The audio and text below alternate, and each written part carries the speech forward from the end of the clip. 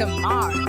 That's right, NASA has sent a new rover to explore the red planet. After a 7-month journey, it only takes 7 minutes to reach the surface. The landing site is Jezero Crater, a giant basin that once contained water. Our new rover's name is Perseverance Perseverance will search for signs of ancient life. and collect samples for possible return to Earth. This time, our rover will not be alone. Nope, they brought a friend, a little helicopter named Ingenuity, Ingenuity will test the first controlled flight on another planet. which could assist future Mars rovers. On February 18th, join NASA in welcoming Perseverance And Ingenuity to their new home. and their exciting adventures on Mars.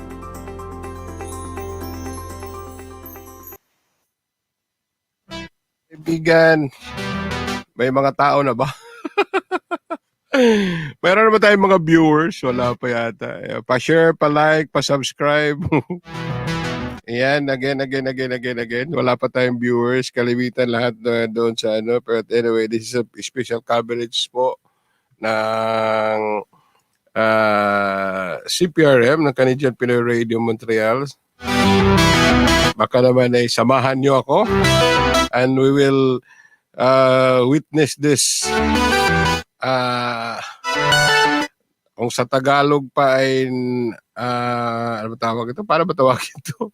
Kakaibang pangyayari sa ating buhay, mga kaibigan. So hindi po lahat ng tao ay makaka-witness nito. Maaring iba naman next time. Maaring iba naman ang ano tawag ito? Iba naman ang mawi-witness natin, mga kapatid, ha? Next time. Iba naman. Kaya abangan natin.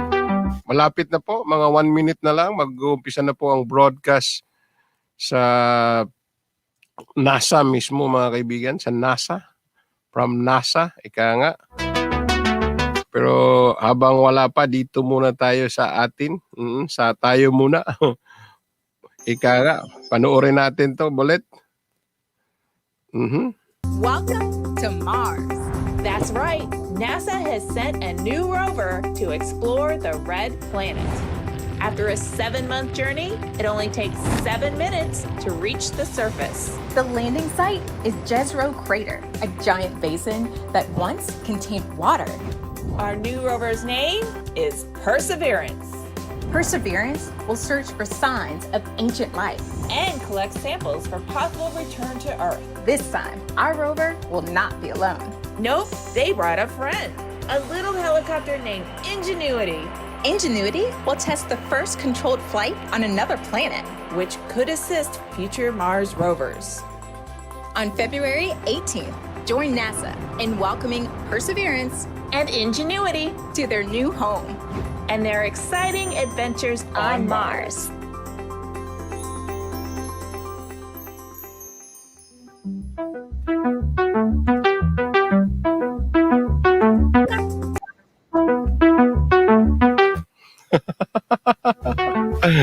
Aray ko. Ayan, nag-aabang lang tayo, mga uy, nako, umpisa na siguro to. An error. Nag-error daw, error. Bakit kaya nag-error?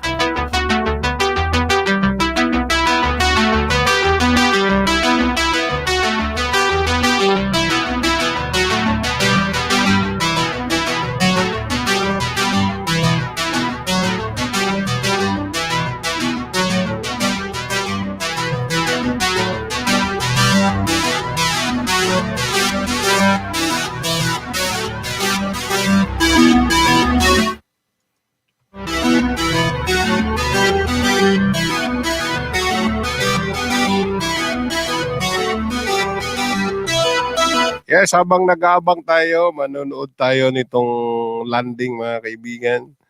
At samahan niyo ako. Oo, di ba? Oo. Oo. 6,500, 400 watching.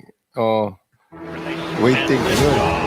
As the countdown to Mars continues, the perseverance of humanity launching the next generation of robotic explorers to the red planet. Ito po yung pag-launch nila 7 months ago.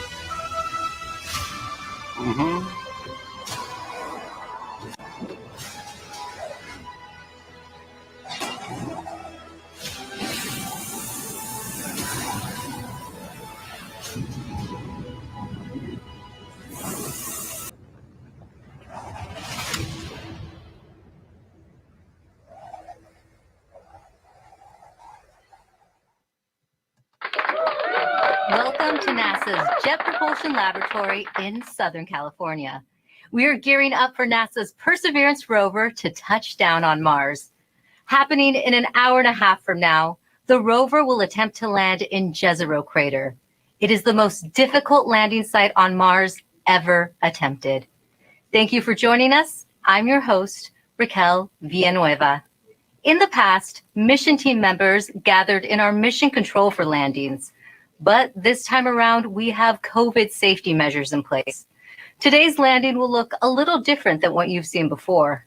I am in a room by myself, and so is my co-host. Here in the Spaceflight Operations Facility, team members are in different parts of this building. Some are in mission control, others are upstairs for landing operations. We also have isolated rooms for our guests on this show. In total, we have 8 locations covered by 14 robotic cameras that you will be seeing. One of those locations is the dark room, the heart of NASA's Deep Space Network. Think of it as a giant communication switchboard. This is where spacecraft phone home to us from across the solar system and interstellar space. The Deep Space Network has been tracking Perseverance since it left Earth. And there are lots of ways you can watch landing today. We have a 360-degree camera inside the control room. It lets you experience the landing right along with the team while seeing this broadcast. We also have the clean feed. It shows an uninterrupted view of mission control and audio. También tenemos un programa en español. To tell us about it is host Diana Trujillo, who also works on the mission. Thank you, Raquel. We're so excited to be the sister live broadcast in Spanish. Sintonízate nuestro programa en las redes sociales de Twitter, YouTube y Facebook en la NASA en español para que nos acompañes a un tour virtual de la NASA con entrevistas con astronautas, con participación de artistas, con entrevistas con científicos e ingenieros de Perseverance, con Plaza Sésamo y mucho más. ¡Te esperamos! Gracias, Diana. And don't forget, we want to see how you are watching the landing today. Use the hashtag Countdown to Mars to send us your photos and videos. To preview what interviews are coming up is my co-host from the JPL News Office, Marina Jurica. Thanks so much, Raquel. The excitement is building behind me right here in Mission Control as we count down to the Perseverance landing. We will be talking to some of the many people who made today possible, from scientists to engineers on the Mars 2020 Perseverance rover team to folks from NASA headquarters, giving us a look into the future of Mars exploration. A little later, we will also be speaking with the students who named the rover and the helicopter. Inspirational stories as we prepare for another landing on the red planet. Back to you, Raquel. Thanks, Marina. Let's give a shout out to the students around the nation learning about Perseverance's mission to Mars with their teachers. We're happy you're with us on this exciting day. Later in the show, we will be answering some of the questions you submitted through your classrooms. Landing on Mars is complex. The team will be calling out milestones as they happen. It's fast-paced, and you'll hear lots of technical terms. To help us translate and explain what is going on in Mission Control is Swati Mohan. She is part of Perseverance's landing team. Thanks for guiding us through landing today, Swati. Hi, Raquel. I'm happy to be here today. So, Swati, what is the status of the Perseverance rover right now? So Perseverance is still in space right now, about 9,000 miles from Mars. So far, she is healthy and on course. And it takes time to send signals between Earth and Mars. Can you let us know how that affects the information you are seeing? So Mars is about 127 million miles from Earth right now. That means it takes about 11 minutes from light to travel from Mars to Earth. So all the information that we receive from Perseverance actually happened 11 minutes ago. So the round trip is 22 minutes for us to send a command to Perseverance and hear back on the ground that she's received that command. This is what we call two-way light time. That's good to know. And can you tell us who else is in the room with you right now? The operations team is split into two different areas. Here in the cruise mission support area, we have primarily the team that has been flying Perseverance from Earth to Mars. You'll see the placards with the roles of each of the people by their stations.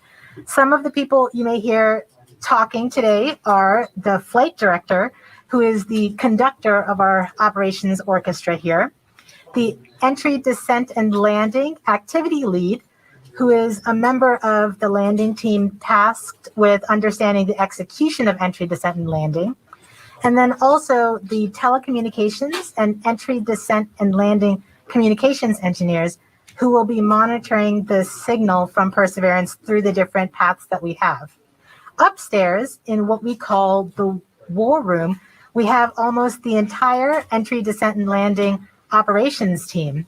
And then across the hall from them, we have the surface mission control room where the surface operations team is ready and waiting to take over as soon as Perseverance's wheels touch the ground.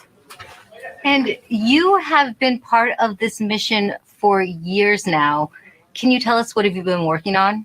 I've been working on Perseverance for almost 8 years now as a guidance, navigation, and control engineer, working primarily on entry, descent, and landing. One of my big tasks was to help with terrain relative navigation. Perseverance will be the first mission to fly terrain relative navigation. So while she's descending on the parachute, she'll actually be looking at the ground with a camera, seeing where she is with respect to the Martian surface, and choosing a safe spot to land that she can get to. After so many years of working on the mission, it's an honor to be here today as the mission commentator. We're happy to have you here. Thanks, Swati. We'll be checking back in with you in just a few minutes as Perseverance approaches its next milestone. But for now, let's learn more about the rover's mission once it lands on Mars. You know, Mars is the closest place that we can reach with robotic exploration that we think had a really good chance of having ancient life. The Perseverance rover will land at a location called Jezero Crater. Jezero Crater is a very interesting place.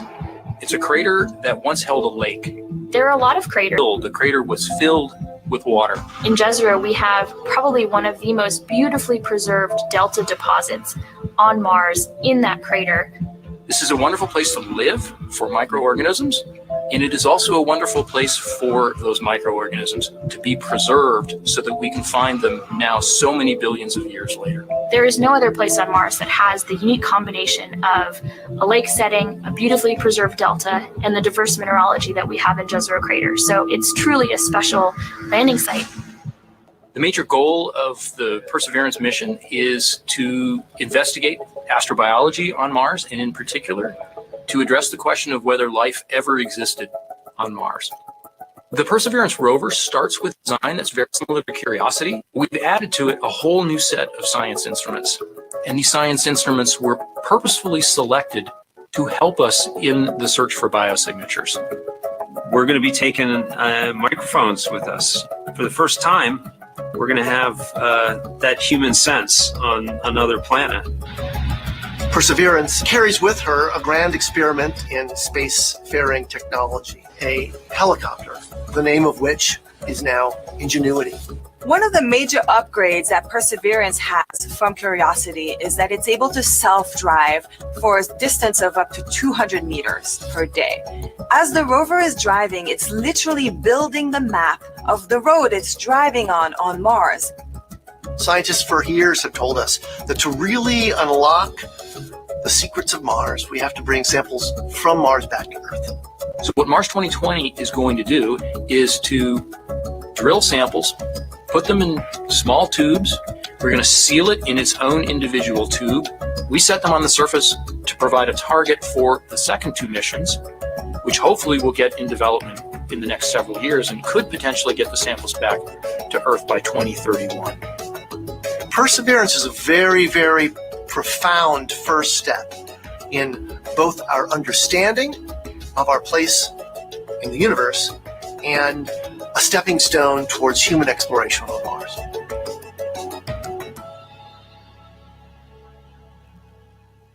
You are watching live Mars landing commentary, and Perseverance is about to reach another important milestone.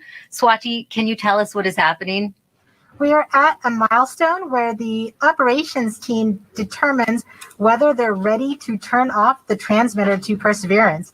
Turning off the transmitter is like taking your hands off of the wheel. At this point forward, Perseverance would be on her own to execute entry, descent, and landing over 500,000 lines of code. Let's listen in.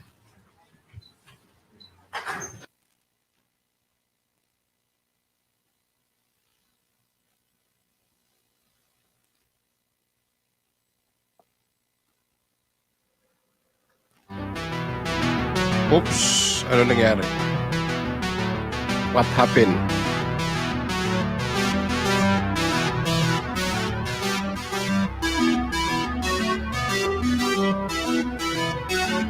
Walang signal? Alak ka. Ayun. Go. Propulsion. Go. Art lead. Go. Team chief. Go. Ace. Go. Launch cruise phase lead. Go. Deputy mission. Go. EDL phase lead. Go. Mission assurance. Mission assurance is go. Chief engineer. Chief is go. Project manager. Projects go. Mission manager. All stations are go for transmitter off. Copy flight. Go for transmitter off. There you have it, Raquel. We have deemed Perseverance ready to execute entry, descent, and landing on her own. Thank you, Swati. As we just heard, Perseverance is now operating on its own as it cruises closer to Mars. To help explain what this mission means for the agency is NASA's Associate Administrator, Thomas Zurbuchen. Thomas, this is our fifth rover sent to Mars since 1997. Can you tell us how Perseverance is going to kickstart a new era?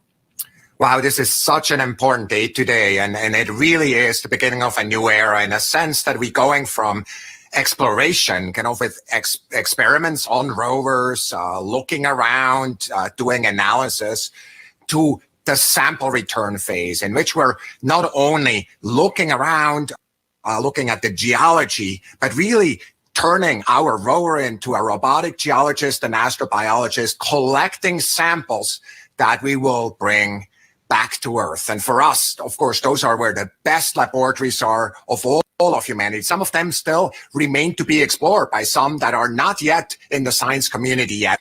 And that's what we're looking forward to. It's that new phase. The other element that I want to talk about is the amazing technologies that are there. And of course, one of my favorites is the Ingenuity helicopter, this in search of this extraterrestrial Wright brothers moment, controlled flight for the first time elsewhere, Raquel. Great. And we have a student question on video for you from Macy. Hi, my name is Macy Ragsdale. My question is anything alive on Mars? Thank you.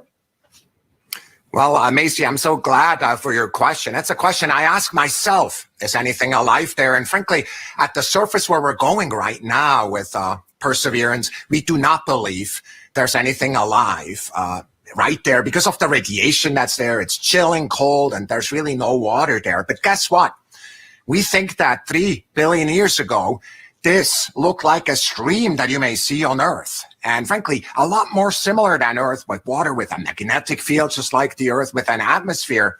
And the question is, at that time, 3 billion years ago, were there single-cell organisms, just of the type that developed on Earth? So is there life on Mars overall? We don't know. But where we're going right now, we're really looking for ancient life. And that's what we're so excited about.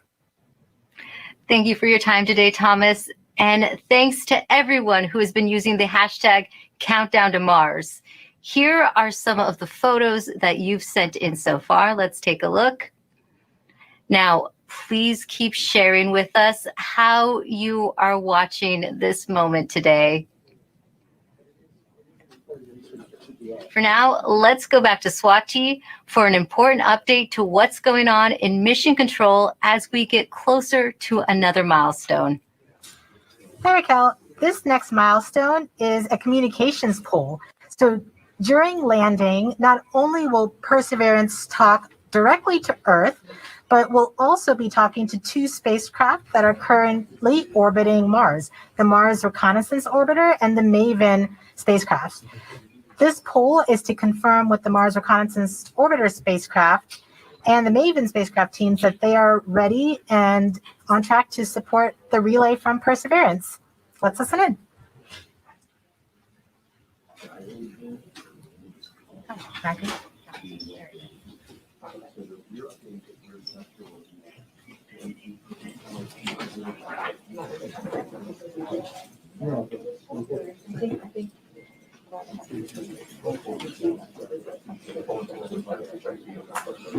EDL comm flight.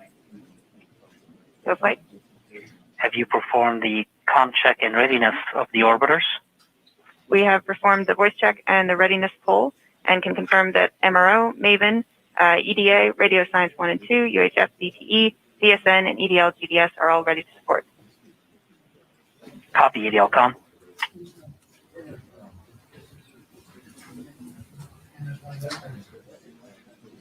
So we've just heard that we have confirmation from each of the different orbiters and all of their support equipment on the ground that they are ready and are on track to support the relay from Perseverance. Great. Thank you, Swati. And we just heard that communications readiness poll, which means we are ready to relay the data Perseverance will send to get a better idea of what the rover looks like as it approaches Mars. We have a NASA program called EYES. The visualization lets anyone watching track Perseverance. Here's how the program works. Follow Perseverance on its journey to the surface of the red planet with eyes on the solar system. From your desktop or mobile device, go to eyes.nasa.gov. Click on the banner, and now you're with Perseverance in real time through every step of EDL, entry, descent, and landing. This landing event precisely designed and executed to land Perseverance safely on Mars. The EYES experience is based on predictive data, but during this broadcast, you'll see a different visualization called Ranger, and it's based on the real communication the team in Mission Control receives from Perseverance in near real time. This is the visualization the team will follow as data fills their screens while monitoring the health of Perseverance on its nerve-wracking course to another successful Mars landing. Enjoy the ride.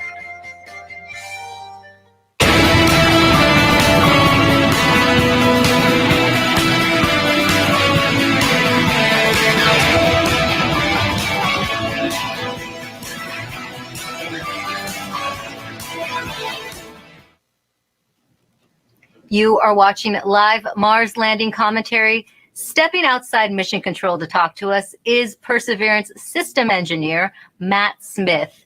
Thanks for joining us today, Matt. Hey, Raquel. Well, coming from Mission Control, we are going to hear terms related to landing. Can you help us understand what some of them mean? Sure, definitely. One thing you'll hear a lot about is telemetry. So telemetry is just our way of talking about data that's coming from the spacecraft and telling us important things like temperatures on the vehicle, pressure, how much fuel we have left, and other things that we need to understand for the health and safety of the vehicle. You'll also hear the word nominal, hopefully. Nominal means everything is expected, everything is okay, we're good to go. You'll hear also a lot about velocity and deceleration. So velocity is just our speed combined with the direction we're going. And deceleration is our slowing velocity. So we're coming in at over 12,000 miles per hour, and we're going to slow down to a nice, comfortable 2 miles per hour at landing, and that's our deceleration. Speaking of landing, you may hear a couple important terms at landing itself. One is RIMU stable. So the RIMU is a device on the rover that measures the rover's orientation and whether it's moving. So we want a nice stable landing spot without any motion. You'll also hear UHF stable, hopefully. UHF stable refers to good telecommunications link with the rover and indicates that we've had a good separation between the descent stage and the rover after the sky crane maneuver. Finally, you may also hear Tango Delta nominal or touchdown nominal. That means we've touched down on the surface of Mars within the expected range of safe landing speeds. Thanks for that breakdown. Now, this is your first Mars mission. What have you learned from this experience? Yeah, one of my takeaways is that you can almost never be too careful when it comes to Mars. You definitely can't take Mars for granted. You know, we've checked and double checked and triple checked everything on our way to Mars. And, you know, even though we've done this once before using the sky crane technique on the Curiosity rover, you know, I think everyone's going to have their, everyone's going to hold their breath until we're on the surface of Mars this time around. And we have a social media question coming in. Nor the Door on Instagram asks, how complicated is the automated landing sequence and who wrote the code? Yeah, it's quite complicated. The automated landing software needs to do literally hundreds of things all on its own, just right with sub-second timing accuracy. And it's the result of many hundreds of people over many years, stretching all the way back to Curiosity and then improved for the Perseverance landing today at Jezero Crater. Great. Thanks for your time today, Matt, and good luck. Thanks. Now, landing on Mars is hard. Landing on Mars during a pandemic is even harder. The team behind the Perseverance rover faced one of its biggest challenges when the coronavirus pandemic struck. Here's how they kept the mission going.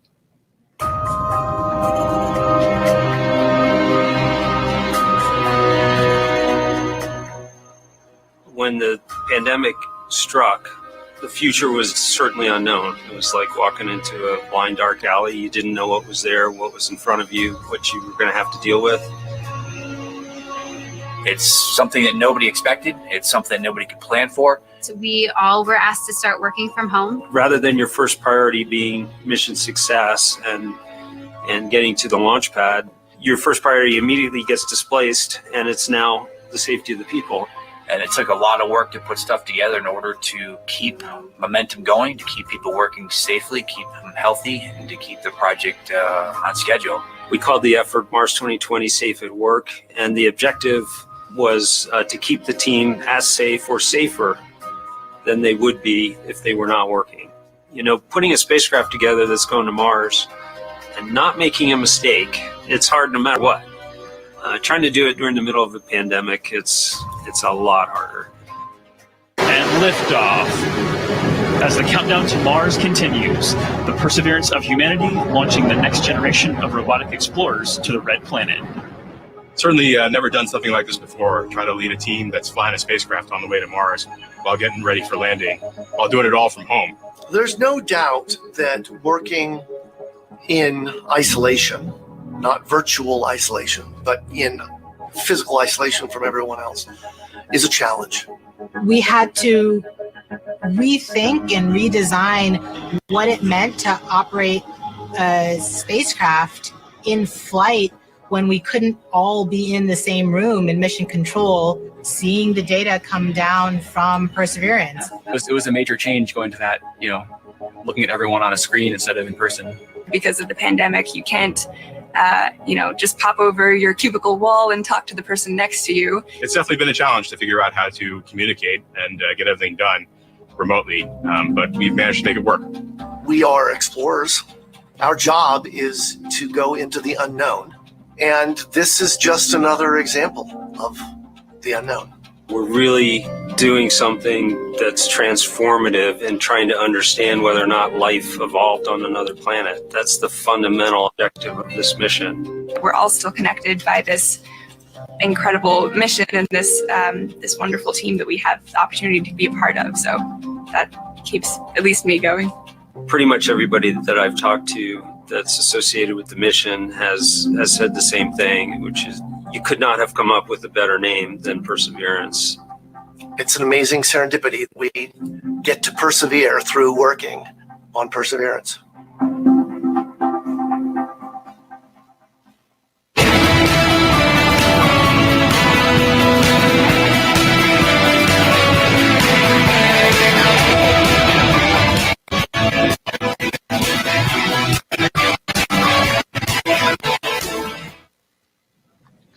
Joining us now is Perseverance Deputy Project Manager, Matt Wallace.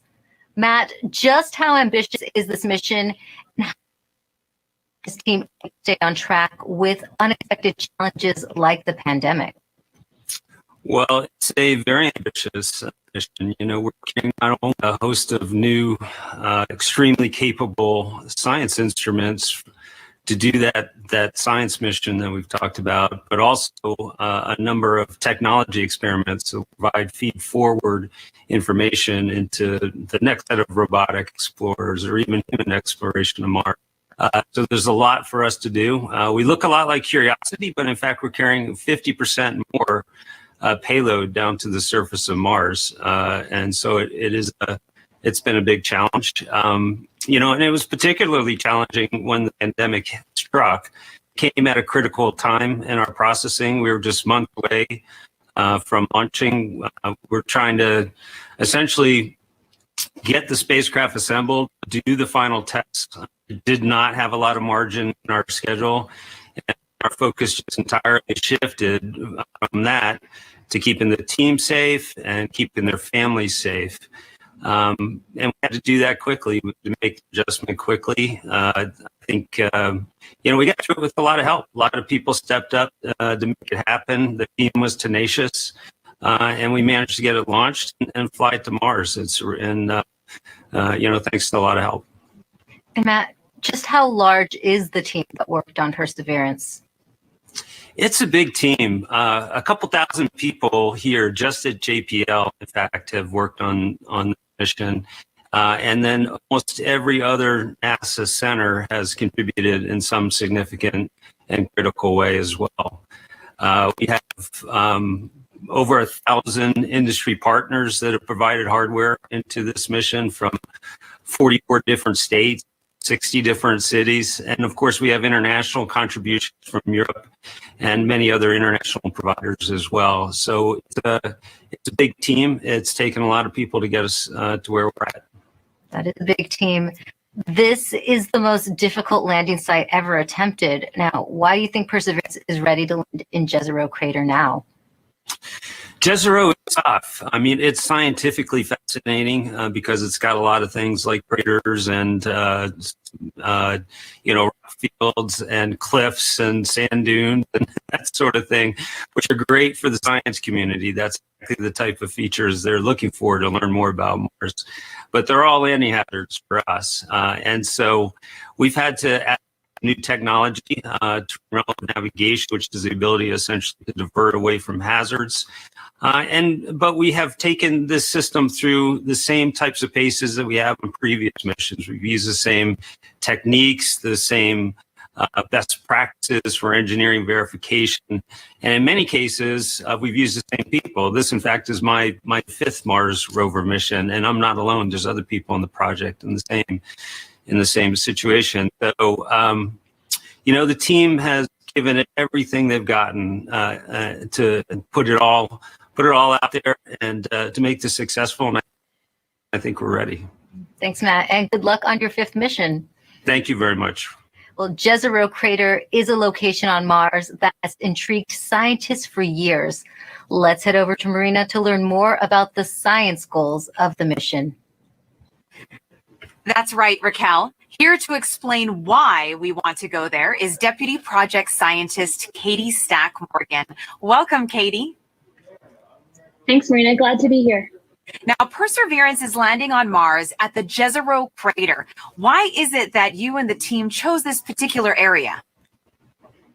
Yeah, so scientists believe Jezero Crater is one of the best places on Mars and possibly the entire solar system to look for signs of ancient life. Jezero contained an ancient lake and has within it one of the best preserved ancient delta deposits on the surface of Mars. And deltas form when a river enters a relatively open body of water, like an impact crater, and deposits the sediment that it's carrying into the lake. And we know based on studies of deltas and lakes here on Earth that they're great places to concentrate and preserve organics and support microbial life. We're also excited because Jezero exposes rocks that are between 3.5 to more than 4 billion years old and represent a variety of different geological processes. Now, this might be a tough choice, but what do you think would be the most rewarding scientific discovery that we expect to get from this mission? Yes, hands down, I think the most rewarding discovery I think we can make with Perseverance would be finding a truly compelling ancient biosignature on Mars. The rocks in and around Jezero Crater record a period of time when life first arose in the solar system, and we have the opportunity with Perseverance to study the evolution of the planet from a once habitable world likely capable of supporting ancient life to the cold, barren planet we know Mars is today. And why do you think, Katie, it's so important to find out if there really is or was ancient life on Mars? Well, the question of whether there's life beyond Earth is one of the most fundamental and essential questions we can ask. And our ability to ask this question and develop the scientific investigations and technology to answer it is one of the things that make us as a species so unique. And based on everything we know about Mars in the past, it absolutely should have been capable of supporting ancient life. So we can find out an answer to the question, where there were habitable environments, was there life? And studying the possible emergence of life on ancient Mars can also help us better understand the conditions that led to life on our own planet. That's so fascinating, Katie. Now we're going to take a question from a student, Vara. Hi, I'm Vara, and my question is, why was Mars able to sustain lakes and rivers ages ago, but cannot now? Isn't it cold enough to make water, and isn't it always? Thank you. Yeah, that is such a great question. And one of the things that protects our atmosphere here on Earth and allows liquid water to be stable on our own planet is the fact that we have a magnetic field protecting that atmosphere. We think that Mars lost its magnetic field way back billions of years ago and left the atmosphere exposed to things like solar winds and cosmic rays that basically blew that atmosphere away. And once that happened, liquid water wasn't stable on the surface of Mars anymore. It was too cold and the pressure was too low. And so now Mars is not capable of supporting liquid water and likely not capable of supporting life at its surface. Well, thank you so much to Vara for that great question. And a big shout out to all the kids that are watching out there today. And thank you so much to you, Katie, for joining us. That was so great. Thank you. Now sending it back over to you, Raquel. Thanks, Marina. Earlier, we were able to catch up with the communication systems engineer, Chloe Sakier. She helps us break down the system used to track Perseverance during landing. The communications infrastructure supporting Perseverance's landing is quite complex. We've rallied a truly global network of relay and communications assets to help us capture and record those precious minutes of entry, descent, and landing, or EDL. We receive a stream of engineering telemetry via these communication assets that helps us see and understand exactly what's happening. Perseverance sends direct-to-Earth X-band tones, each of which provides us with indications of critical entry, descent, and landing events. During entry, descent, and landing, we have 2 Mars orbiters listening for the ultra-high frequency, or UHF, signals from Perseverance. These orbiters relay these signals to deep space network stations on Earth, Madrid in Spain, and Goldstone in California. The Mars Reconnaissance Orbiter, or MRO, has reconfigured its software to perform a type of relay called bent pipe. This will provide us with near real-time telemetry during entry, descent, and landing. We have coverage from the Mars Reconnaissance Orbiter from just before entry to a few minutes after landing. The telemetry we receive will be delayed by the time it takes light to travel from Mars to us back on Earth. Additionally, the Mars Atmosphere and Volatile Evolution spacecraft, or MAVEN, is recording these UHF signals and will be relaying that recording hours after landing. MAVEN will be covering us from around the time of cruise stage separation until a few minutes after landing. We also receive what we call heartbeat tones, which are indications that the spacecraft is alive and progressing throughout entry, descent, and landing. It's important to note that while unexpected, we could lose our communication links and still land safely. Because Perseverance is doing entry, descent, and landing completely autonomously, she doesn't need our help to joystick the landing. The communication links give us added visibility. And you can see Chloe hard at work inside Mission Control right now. Perseverance's landing might look like the system the Curiosity rover used back in 2012, but landing on Mars is difficult. There's always a risk involved. Here's what needs to happen for Perseverance to touch down safely in Jezero Crater. Nothing can be taken for granted when you get to Mars. There's a lot of things we just don't know. Space always has a way of throwing us curveballs and surprising us. I mean, until we get the data that says we're on the ground safely, I'm going to be worried that we're not going to make it. Entry, descent, and landing is often referred to as the 7 minutes of terror because it takes about 7 minutes to get from the top of the atmosphere of Mars to the ground safely. The spacecraft has to do all of this by itself. There are many things that have to go right to get Perseverance onto the ground safely. There's a lot counting on this. This is the first leg of our sample return relay race. There's a lot of work on the line. Starting about 10 minutes before atmospheric entry, we get rid of really the spacecraft part of the rover that's been supporting us. We come screaming in to the Martian atmosphere at 12 to 13,000 miles per hour. And the heat shield is what dissipates all that initial energy through friction. The vehicle will continue actually flying itself through the atmosphere. It's sort of like a transforming vehicle that went from spacecraft, and now it's kind of like an aircraft actively guiding itself. When we're going slow enough, we deploy a parachute. The biggest supersonic parachute we've ever sent to another planet. It's critical for slowing down the vehicle. Perseverance's entry, descent, and landing borrows heavily from that of Curiosity. But fundamentally, Perseverance is a different rover. She's bigger, she has different instruments. We've added a lot of smarts on the inside to make it more capable so that it can deal with the landing site that we've given. The science team identified Jezero Crater as basically an ancient lake bed and one of the most promising places to look for evidence of ancient microbial life and to collect samples for future return to Earth. The problem is it's a much more hazardous place to land. When you look at Jezero, all you see is danger. How do we go to a site that we never thought was safe enough to go to before? So the heat shield, which has protected us all the way through entry, is no longer necessary. We need to get that off so that we can actually see the ground. And we can see the ground in a couple different ways. Perseverance will be the first mission to use terrain relative navigation. So while it's descending on the parachute, it will actually be taking images of the surface of Mars and determining where to go based on what it sees. This is finally like landing with your eyes open. Having this new technology really allows Perseverance to land in much more challenging terrain than Curiosity or any previous Mars mission could. Amongst the rocks and the craters and the cliffs, these things are hazardous to the rover, but these are the things that are interesting to the scientists. Once Perseverance has figured out where she is, jettison the back shell and the parachute and light up our rockets. Those rockets go to the ground. And then that's when the real mission begins.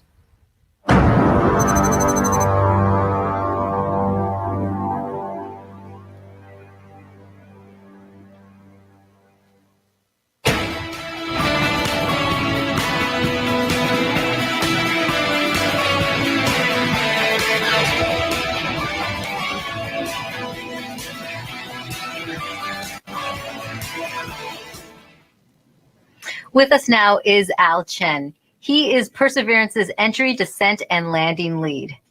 Al, you were part of the Curiosity rover landing. Does it get any easier the second time around? It absolutely does not, especially when considering we're trying to land the biggest, heaviest, and most complex rover we've ever built at the most dangerous landing site we've ever attempted. Jezero may look great and promising from a science perspective, but it's absolutely treacherous for landing. There's a cliff wall that's about 200 feet tall that runs right through the middle of the landing site. There are craters full of sand that even if we landed in them, we would not be able to drive out of. And there are rocks to the east and actually all over the place, rock fields. That would be a bad day for us if we were to land on them. Now, Al, what new technology makes this type of dangerous landing possible? Perseverance is carrying two new technologies that are really kind of under the hood smarts that are allowing us to land at this treacherous landing site. The first is range trigger. That's the ability, we've given Perseverance the ability to decide for herself, based on where she is, when to deploy the parachute. Previously, we used to deploy parachutes, that supersonic parachute, based just on navigated velocity. But now Perseverance has the smarts to figure out where she is and deploy that parachute at just the right place to make sure that we shrink where we could come down. That actually reduces the area, that error ellipse, where we can come down on the ground, from something that was on the order of 15 miles long by 12 miles wide for Curiosity to about 5 miles long by 4 miles wide for Perseverance. So that's quite a bit of reduction. Second, the next piece of technology that's helping us land there is terrain relative navigation. In the past, after we popped off the heat shield, we've taken pictures of the ground as it's been coming up, but we haven't really done anything with them. This time, Perseverance is carrying a camera to take pictures, but also a kind of second brain to help it figure out what those pictures are telling it and match it up with an onboard map from a satellite. That allows it to figure out exactly where she is. Suddenly, then, she can then fly to safe spots that are nearby once she really knows where she is. It allows the site to not have to be as flat and boring as a pancake as some of our past sites have been, the entire area we could come down. Now we just need little pieces of that site to be small enough and safe enough for us to land in safely and fly there after we've gotten rid of the parachute.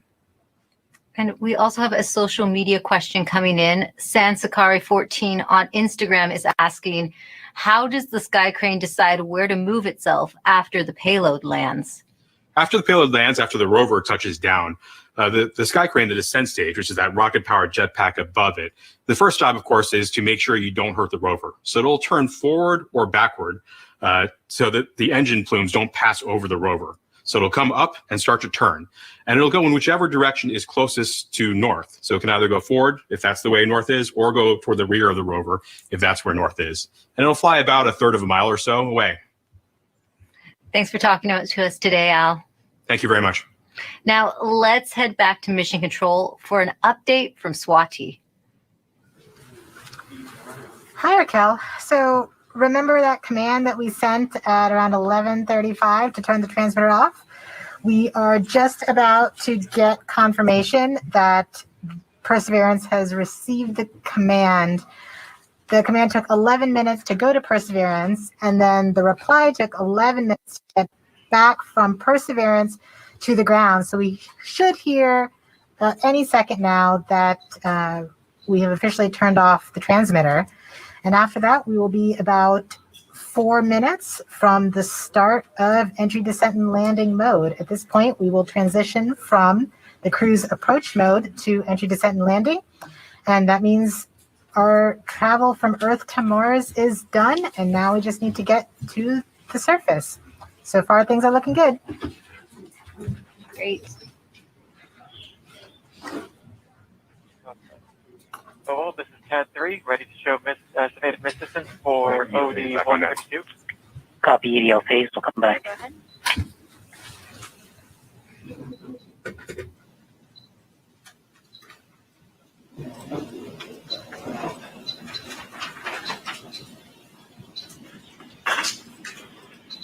Flight 8. Go Ace. Our tracking stations have all confirmed the results of the transmitter drive off and in lock one way. Copy Ace. GDS flight. Flight GDS. At this time, I'd like to disable the alarms before EDL main. So please disable all the alarm files and start a new downlink session. Copy that. ECP. Copy that. Proceeding now. Confirmation that we are now officially one way and the transmitter is off.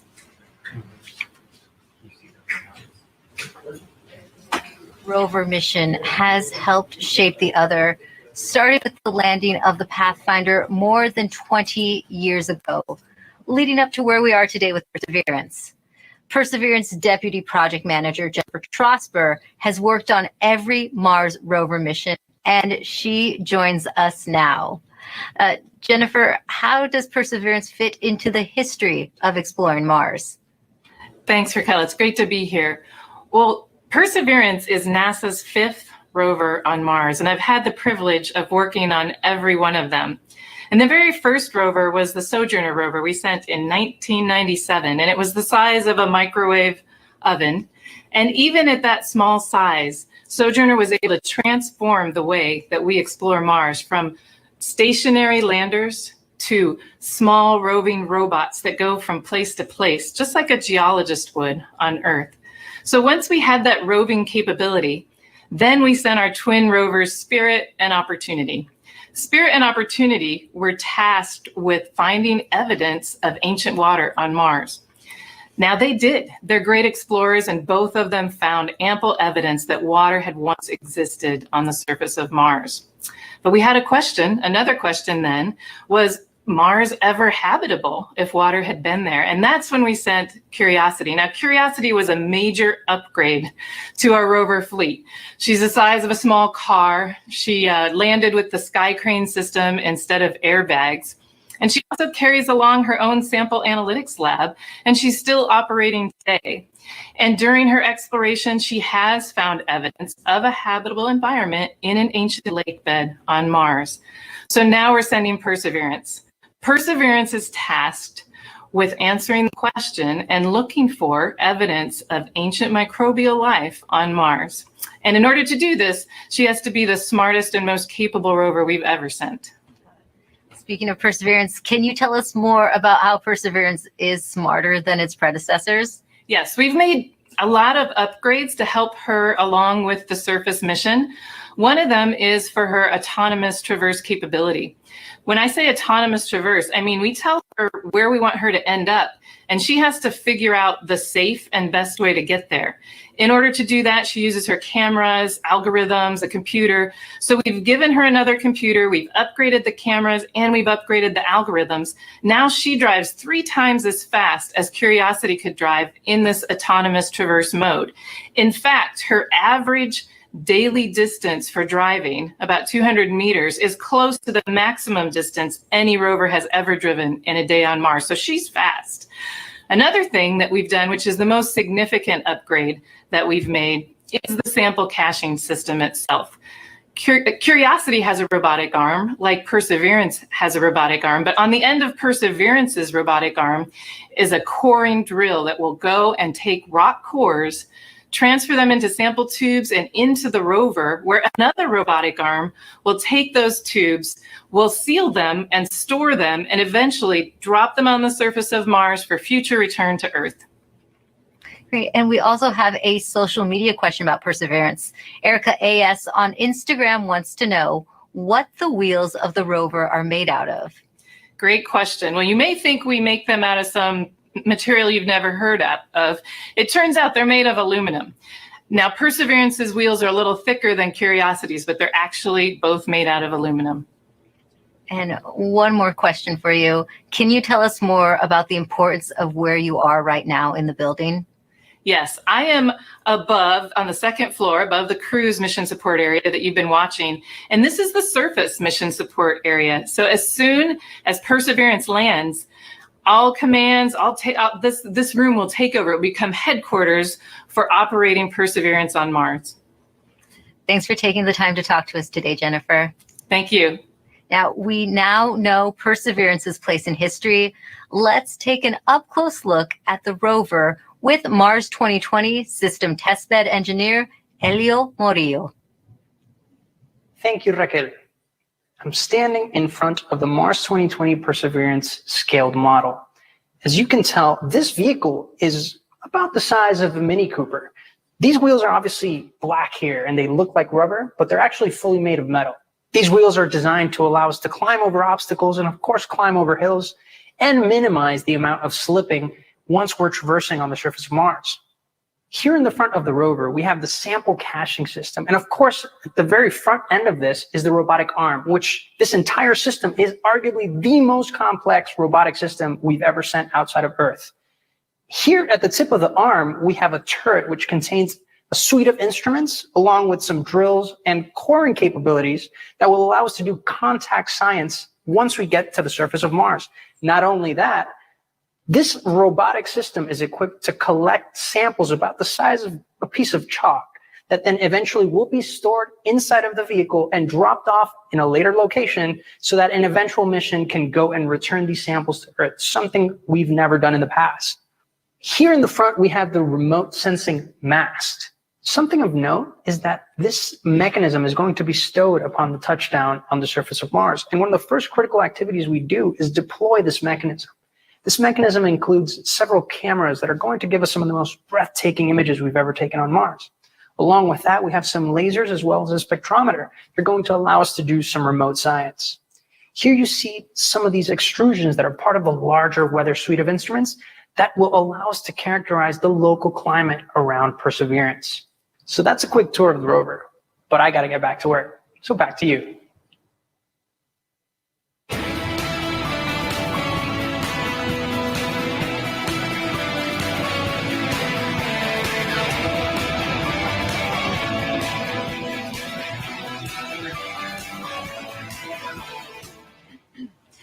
Perseverance is collecting samples of Martian rock for future return to Earth. We've heard that scientists have been wanting to bring Martian samples back for many generations. And here to talk a little bit about that is NASA's Planetary Science Division Director, Lori Glaze, who joins us now to talk about the role Perseverance will play in NASA's future goals. Welcome, Lori. Hi.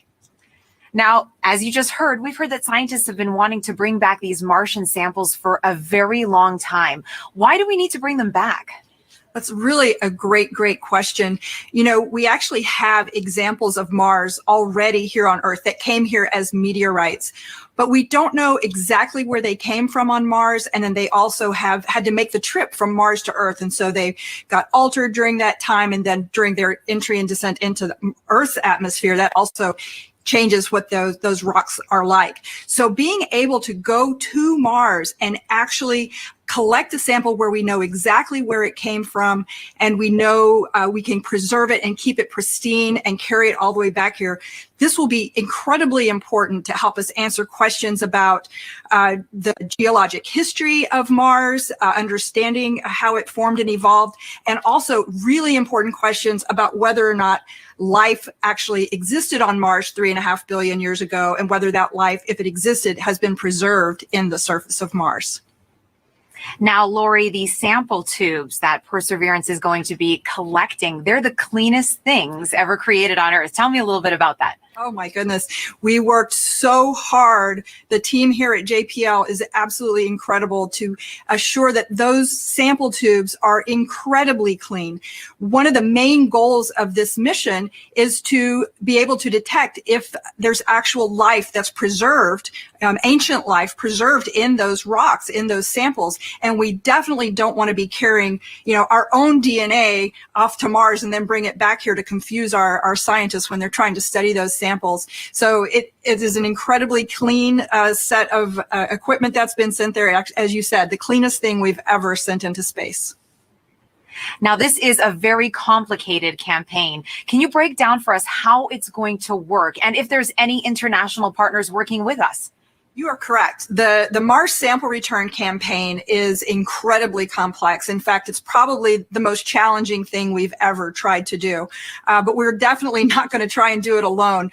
We have great partners with the European Space Agency. And the way this campaign is going to work, well, Perseverance is the first step. Chapter 1 is going to Mars and collecting the samples. Chapter 2 is going to be a sample return lander that we hope to launch in around 2026 to 2028. And that lander, it'll be an American lander carrying a fetch rover that's provided by European Space Agency. And that little fetch rover will drive out and pick up the samples that Perseverance left on the surface of Mars. And the Fetch rover will bring them back and load them into a rocket that we call the Mars Ascent Vehicle, which will be the first ever launch from another planet. And it will launch those samples into orbit around Mars. In the meantime, European Space Agency will have an orbiter that's in orbit around Mars that can rendezvous and capture those samples and then bring them back to Earth for us to study back here in our amazing laboratories. A lot of firsts, it sounds like, Lori. And another first, how is Perseverance and the Mars Sample Return mission going to help the future exploration, human exploration of Mars? I'm so glad you asked that. I think we're going to get a lot of great information from Mars Sample Return with, again, being able to land the heaviest payload we've ever landed on Mars will be that Sample Return lander. That's critical to us learning how to land humans on Mars. And then we are definitely going to want to be able to launch the humans back off of Mars. So that Mars Ascent Vehicle is going to be critical, that first step of the first launch from another planet. So exciting, Lori. And speaking about the Mars generation, we're now going to take a student question for you from Livia. Hi, my name is Livia, and my question is, what made you want to study Mars, and why are you working so hard and willing to wait so long for a sample? Thank you. Oh, Olivia, that is such a great question. And I enjoy Mars just because it can tell us so much about how our solar system formed and evolved. All of the planets can tell us different parts of that story, and Mars is a really key piece of that. And one of the main reasons we're willing to wait so long to get the sample back is that we've got great new scientists that are all about your age, and in about 10 or 15 or 20 years, you'll be the generation that's going to actually get to work with these samples. When they come back, you'll be the scientists and engineers that will be the next generation to change how we think about Mars and how we think about life in the solar system. That was a great question, Lori. Reach for the stars, future little scientists and engineers. Thank you so much for joining us here today, Lori. It's my pleasure. Thanks. Back to you, Raquel, for another mission update. Thanks, Marina. The cruise team for Perseverance controls the rover on its way to Mars. And moments ago, they handed it over to the landing team. And it looks like team leaders in mission control are about to talk to both teams. So let's listen in. The CBM change, as I mentioned previously, is to the EDL reserve two-way non-coherent row activity. Copy flight. EDL phase, go ahead. I'd like to see pep talk, I guess, to the team. All right. I'm terrible at pep talks. I think my reputation precedes me there. And look, I know this hasn't been easy, right? I'm not even sure we've even been all in the same room at the same time. I mean, I'm staring at folks across the internet as well. Even now, right? Yeah. Voice check. Okay. I do want to just extend my heartfelt appreciation from the EDL team to the launch cruise team. You've done everything we've asked for, right? I mean, you've battled anomalies, you've dealt with Cepheids, you've done everything. You delivered a healthy spacecraft to the place that we want to go, and she's right on target, right? You did the last maneuver literally 2 months ago, right? This is pretty incredible, in my opinion. And she's armed with the right information to help us land. Doing the parameter update last night, we're ready to roll. You've done everything right. And you've put up with us too, right? You've put up with our eccentricities and the things we like to do in EDL land. So I very much appreciate that. So you all should sleep in on Friday since you guys have earned it. Thanks for literally and figuratively putting us in the right position to succeed. And let's land on Mars together. Copy EDL phase. And as flight director, I also would like to thank the whole team, cruise ops, EDL ops, EDL team, and the surface ops as well. It's been an amazing journey. I think we all know that. And it's been my honor and pleasure to work with you all side by side. And your tireless efforts and endurance in the face of our challenges has been truly, truly inspiring. So kudos to you. Mission, would you like to say something? Yeah, just echoing the same words that Al and Magdi have mentioned.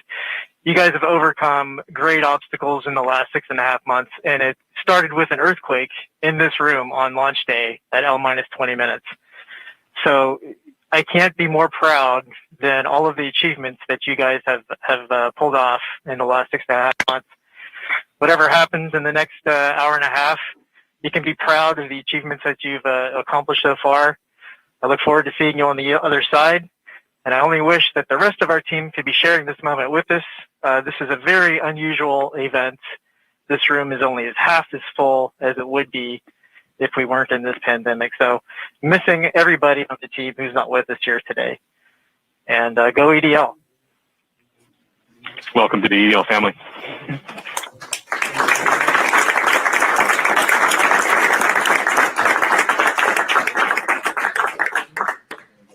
And with that, Godspeed Perseverance. All right, activity. Go ahead and continue the report. Sure thing, Flight. We've since completed the EDL start anchor. As I was mentioning, we changed our CBM row to EDL reserve two-way non-coherent. That row reinforces our CBM windows disabled, keeps our packetization on, it turns off our ranging and switches to the auxiliary oscillator. We have also started our real-time data products and reinforced Medley on. At this time, we just heard Perseverance team leaders thank the cruise team for their work in guiding the rover to Mars. Now, did you know the rover name and Mars helicopter name came from students? Well, a couple weeks ago, Marina was able to catch up with them. Thanks, Raquel. Earlier this year, NASA and our partners held a nationwide essay contest to name our Mars rover. Alex Mather, a 7th grader from Springfield, Virginia, submitted the winning essay that was selected by NASA from a field of more than 28,000 entries from K through 12 students in every state in the U.S. Vanessa Rupani's essay for Ingenuity was so compelling, NASA thought it would be a perfect name for the history-making helicopter, a technology demonstration carried aboard the Perseverance rover. Alex and Vanessa join us now. Welcome, you guys. Hello, space nerds. Hi. Now, you got to go to Florida and watch the launch live back in July. Alex, what were you feeling as you saw that rocket launch into the sky? I read a lot of books written by astronauts, and every single one of them always talks about the raw power behind the space launch. And I definitely feel like watching the launch invoked that sense of inspiration mixed with anticipation, along with that rumbling in my chest. That's very inspirational. And I'm sure that you have had many conversations with your classmates since this all began. Now, what kind of questions have they asked you? I got some people asking me about what this helicopter is, what this rover is, what are they actually going to do. So I love that this whole experience sparked a greater interest in the mission in my community. Why do you think it's so important for kids to be inspired by space exploration? Because space is the future, and kids are the future. Learning about space and watching the story of humanity spread to the stars happen is watching the future happen and seeing history unfold. The best way to keep our home safe and protect our planet is to learn from the worlds around it. So I think it's really important for the next generation of scientists to be engaged in that type of exploration to make our home the best place it can be. Now, speaking of the future, what has your life been like since naming the rover and helicopter? Has it sparked any future aspirations for the two of you? Oh man, I am currently applying to a science and technology school for high school. I'm hoping for a NASA internship sometime along the way, with my ultimate goal being to join the incredible team of scientists and engineers who are about to make this happen. This whole experience has definitely shown me that I want to go into the space industry. I came home from Florida, did all my college applications, and checked aerospace engineering on all the boxes. I mean, the whole time we were there, I was thinking, why would anyone want to do anything else? So true. And the best of luck to both of you. Thank you so much for joining us here today, Alex and Vanessa. Thank you for having us. Thank you so much. I had a great time. Now, your essays, as well as the top 155 finalist essays, are riding on the Perseverance rover, along with nearly 11 million of the names from all over the world that were submitted before launch. And if you miss the chance to get your name on Perseverance, then you will get another chance to reserve a spot on the next mission to Mars. So make sure that you sign up now at mars.nasa.gov for your boarding pass.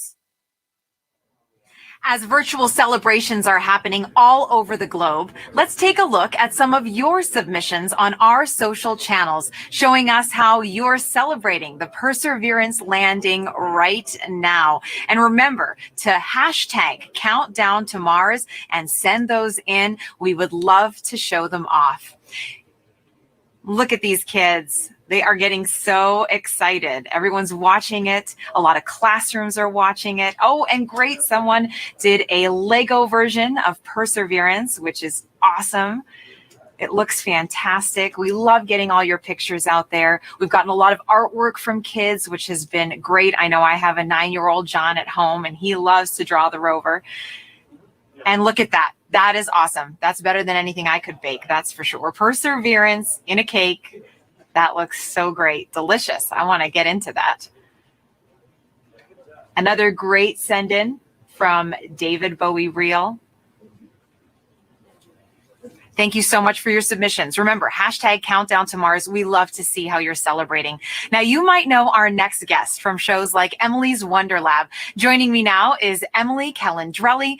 Thank you so much for being here with us today. Hi, thanks so much for having me. Now, you are very passionate about getting kids interested in science and space exploration. Why do you think kids are so excited about space? Well, I know the reason I'm excited about space, and I think it's the same reason that many others are excited about space, and it's that the people in the space industry work to answer two of the biggest questions that humans have ever asked. Are we alone in the universe, and where did we all come from? And by sending a rover to Mars, we are gaining evidence for the answers to these questions, more evidence than we ever had before, and I think that's so exciting. It is, and I know you get loads of interesting questions from kids. Have you gotten any about Mars specifically? Oh my gosh, yes. Everybody loves Mars. It's in movies and books and TV shows, and everybody loves Mars. So one of the things that I get asked a lot is that, it's called the red planet. Why is it red? Well, it's red because it's literally rusty. The top layer of soil on Mars has iron oxide in it, or rust, and rust has that brownish red color. So it's red because it's rusty. And also because it's red, they ask, is it red hot? Is it really hot on Mars? And well, no, actually, it's colder than the Earth. It's farther away from the sun. So as you would imagine, it's a little bit colder than the Earth. It also has a really thin atmosphere. So the heat that it does have, it has a hard time keeping in. And so it's a little bit colder. But then I also get asked, what would I weigh on Mars? That's a really fun question. So on Mars, it's a little bit smaller than the Earth, so the gravity there is weaker. It's about 3/8 the gravity that we have here on Earth. So if you weighed 100 pounds here on Earth, you weigh 38 pounds on Mars, or 100 kilograms here on Earth, 38 kilograms on Mars. Those are all super fun. I think even some adults want to know the answers to those questions, Emily. Now, why do you think it's so important to educate kids about science and give them that great foundation?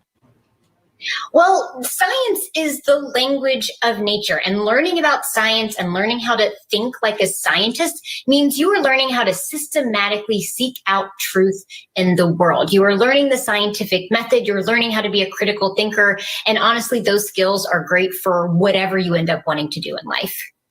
True. If you want to be a scientist or an opera singer, that holds true. And what are you most excited about today?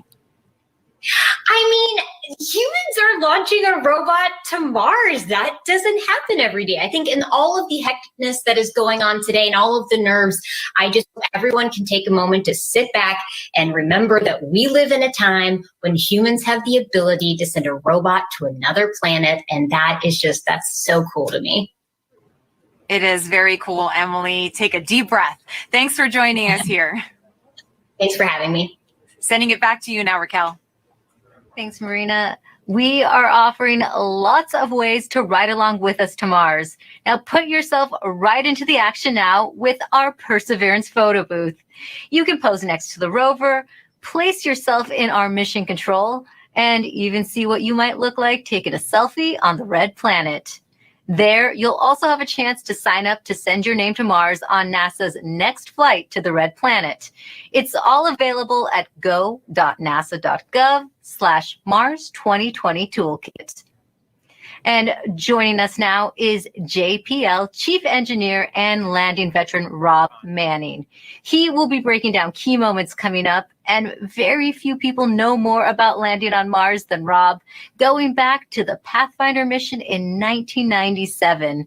Thanks for joining us today, Rob. Thank you very much, Rick, for having me here. And what a wonderful experience.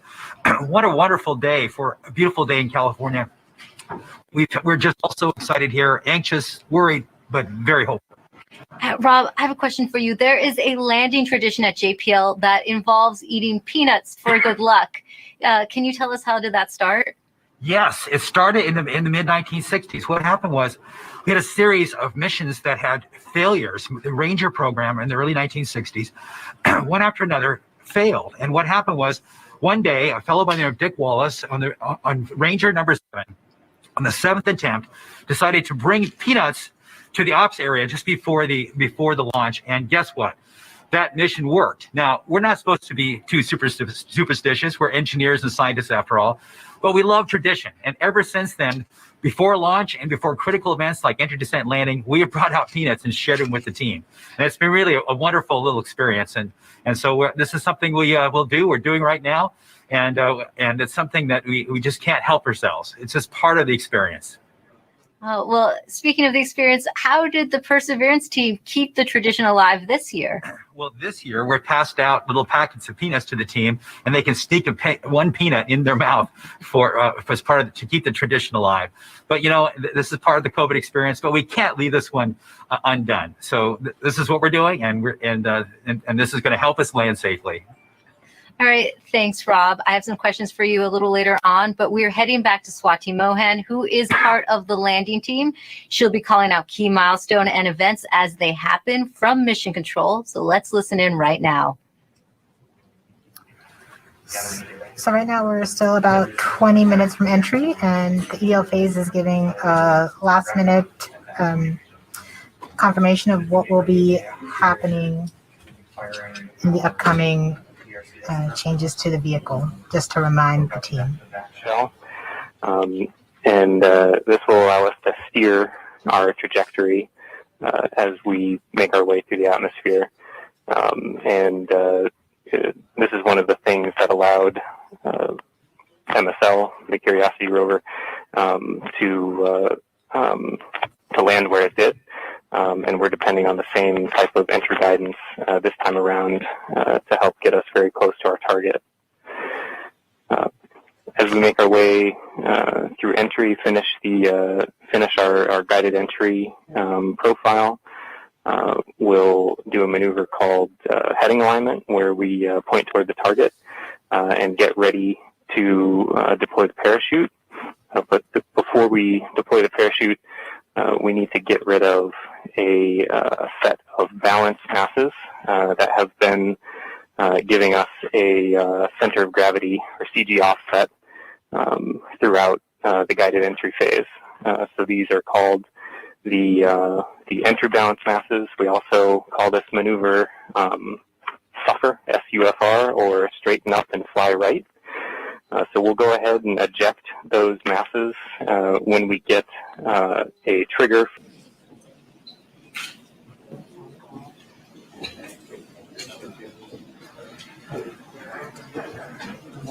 All right. Now, Rob, you've been right where the Perseverance team is sitting now. What's in store for them as we approach landing? Well, this is the nail-biting time. Fortunately, we still have ones and zeros coming, but very soon, as we approach cruise stage separation, the transmitter on this rover we've been using all the way to get to Mars is going to be turned off. So we will lose our ability to see ones and zeros. But the good thing is, once the cruise stage is gone, there's another radio that will continue transmitting a tone so that like a flashlight that will allow us to at least see that the vehicle is still on, and that color of that flashlight tells us a little bit what state the rover's in. But soon after that, it won't be very long before we'll be able to hear more ones and zeros coming from the spacecraft. So this is a really exciting time, and it's just important to remind people this is there's a lot that can go wrong in a day like today. There are thousands of things that have to go right. Yeah, we had success in the past landing on Mars. You'd think it gets easier, but it really doesn't. Why is it still so difficult? Well, it's because it's involved thousands and thousands of things, hundreds of thousands of lines of code. There's 79 pyrotechnic devices. Each have to work perfectly. One critical wire short or one key thing mechanism that doesn't work or breaks, and it's mission over. And so it's, and it's very easy. We're human beings. We're not perfect. Mistakes can be made. We count on each other to find our own mistakes, and we work very hard to learn from the mistakes of the past. We've had many failures. Remind people, roughly half, around half of the missions to Mars over history have failed. And so that could happen today too. Even though we've had a nice, wonderful string of successes in the United States, it's still still a bit of a gamble that we have hoped that we have erred in the side of luck, and we've stacked the deck and loaded the dice to make this thing succeed.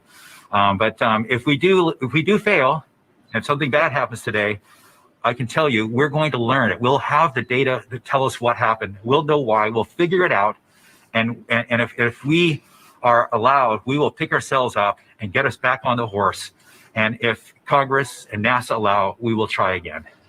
As we always do, we will learn from our mistakes. And what are the possible scenarios we could be looking at today? Well, there's things like one of the key stressful elements for all of us is parachute inflation. But just even separating from the cruise stage is a pretty major event. Lots of devices have to work properly. Certainly, the heat shield separation, getting the descent engine started. There's no less than 16 rocket motors that have to work. 8 to control during entry, another 8 to control it during landing. I said it's a lot of stuff, and it all has to work. And guess what? We haven't done this before with this vehicle ever. This is its first attempt to actually land. We can't try this on Earth. We can't we don't have test pilots to try it out on this planet before the big show. So this vehicle is doing it for the first time. We've done the best testing we could do in bits and pieces, but it's as best as we can do. But I think our team is up to it. This team is the best. It's a diverse, intelligent, amazing group of people. People from all over the world who worked on this, not just here in California, but all over NASA, contributors from aerospace, universities, countries around the world. It is just an incredible, remarkable engineering achievement. And I am just so proud of this team. Thanks, Rob. Now let's listen back into Mission Control. Right, you're about 14 minutes from entry interface. The vehicle is currently preparing the heat rejection system that has kept the thermal system cool inside the air shell for about the last 6 months. This will allow the spacecraft to more easily cut the line in upcoming cruise stage separation, which is under 4 minutes now.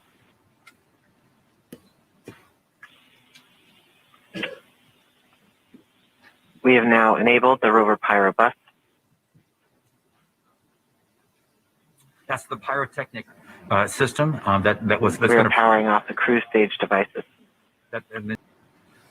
So this is one of the first major events that take place as part of entry, descent, landing.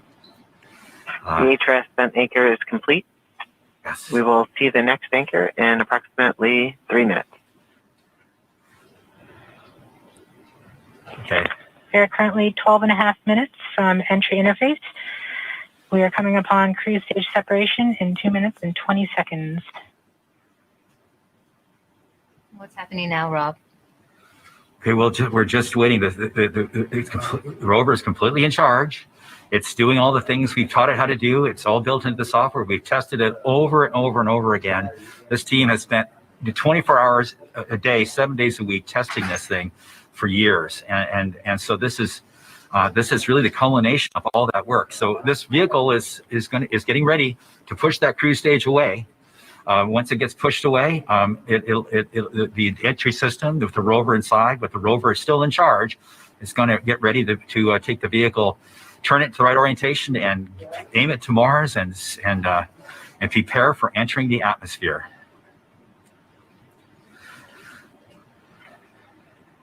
This won't be long. Be prepared for this event. We're about a minute and a half from the stage separation, about 11 minutes, 20 seconds from entry interface. Okay, so it's about 10 minutes from cruise stage separation till entering the top of the atmosphere. From then on and out, things happen We are fast. switching to MFSK tones. Telemetry will have stopped. Telecom is confirming that the spacecraft has switched to broadcasting tones. These tones are received directly from Perseverance, but have very limited information content. We won't receive real-time information until about 9-10 minutes from now, once the Mars Reconnaissance Orbiter starts relaying information from Perseverance. We are under a minute from cruise stage separation, about 10.5 minutes from entry interface. It's getting exciting. I have to admit, I am quite anxious, but very hopeful that this machine is going to do what we asked it to do. We are seeing the heartbeat tones. Okay, that means that there's no more ones and zeros coming. It's just the vehicle telling us it's still alive.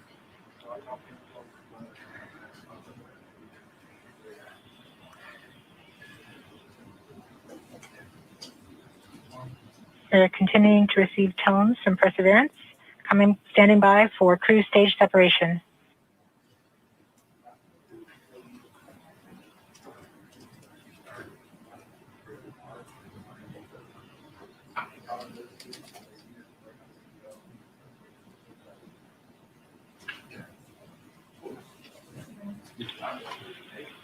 Yes. We have indication that cruise stage separation has been confirmed by the spacecraft. We're off on a good start. In about 1 minute, Perseverance's landing software will wake up and begin the final preparations for entry. The first action it will do is to fire warm-up pulses with its entry thrusters. These pulses ensure that the spacecraft gets the thrust that it wants during entry interface. We're about 9 minutes from entry interface.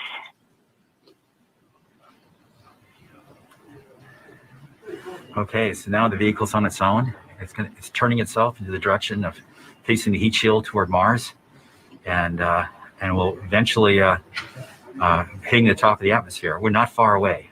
This is going to go very quickly from here on out.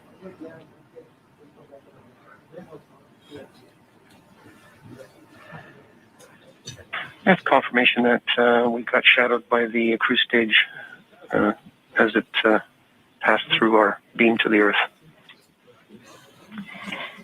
Telecom indicated actually that we could see a signal that the cruise stage went between the Perseverance entry capsule and Earth. So we saw a little blip. At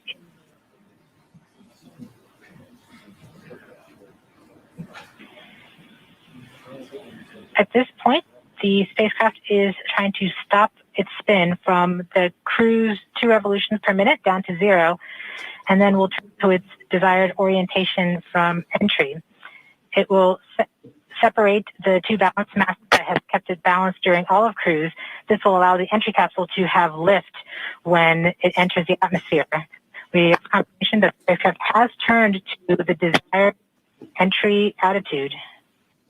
We're about 7.5 minutes from entry interface. Okay, the vehicle is pointed in the right direction.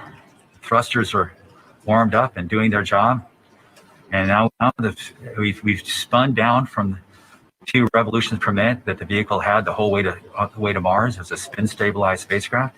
And then from here on out, it's going to just be a bullet, and it's going to control its orientation and attitude via rockets on the back of the back shell. Points carrier lock.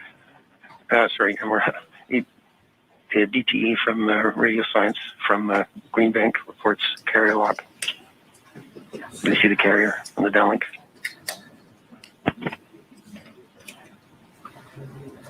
Flight level 1. We are continuing to wait for entry interface. We're about 6 minutes and 45 seconds from entry interface. We have confirmation from Greenback that they are receiving direct to Earth telemetry via that path. The spacecraft Perseverance is currently transmitting heartbeat tones. These tones indicate that Perseverance is operating normally and has nothing significant to report. This is as expected. We're currently just over 6 minutes from entry interface.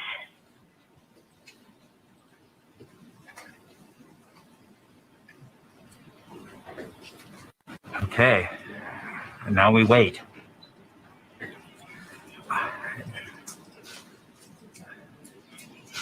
As soon as we get to the top of the atmosphere, it'll be very quickly, which is the entry point. It won't be very long before the atmosphere will start getting thicker and thicker. It's going very quickly at a fairly steep angle of 15 degrees into the atmosphere. And as it starts to slow down. Just under, we're about 5.5 minutes from entry interface. We're still receiving heartbeat tones. We expect to continue receiving heartbeat tones until about 5 minutes after entry. At that time, Perseverance will be no longer in view of our antennas here on Earth. About 90 seconds prior to entry, the Mars Reconnaissance Orbiter should begin receiving telemetry from Perseverance and streaming it to Earth in near real time. There are a few expected short outages, such as when we have a plasma blackout or when we enter the peak heating phase. Aside from these outages caused by the plasma blackout, antenna switching, or high dynamic events, spacecraft events, we should have telemetry until about 90 seconds after landing. A plasma blackout is when the signal from Perseverance isn't strong enough to make it through the superheated, super fast air flowing around the spacecraft all the way down to Earth. Once the temperature drops below that peak heating, we do reacquire the signal from Perseverance.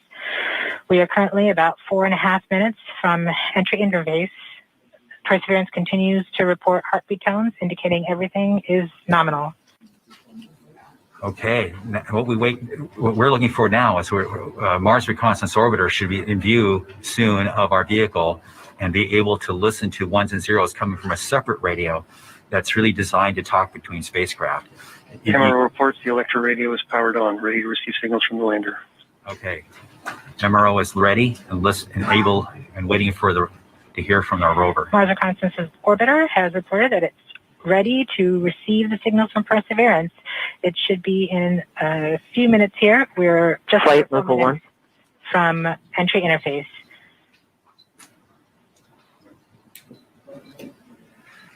We don't need these ones and zeros, as Swati said, but to land safely. But we really need it for our own health and well-being today, to keep our nerves under control. But around this time, a second spacecraft, Maven, should begin picking up telemetry from Perseverance and will continue to record that telemetry until several minutes post-landing.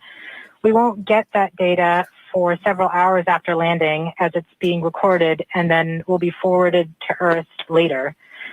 We are continuing to receive heartbeat tones, indicating that everything is nominal. We're currently at about 3 minutes until entry interface. Okay. Very soon we'll be getting ones and zeros, I hope, from our radio on the rover.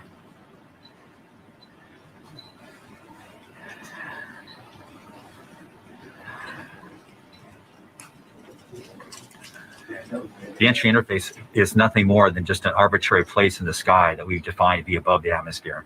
But from that point on, there's definitely, so the tones can tell us whether something is bad or not is happening. So far the heartbeat is doing well. So the vehicle thinks it's in good shape to land, which is a great sign.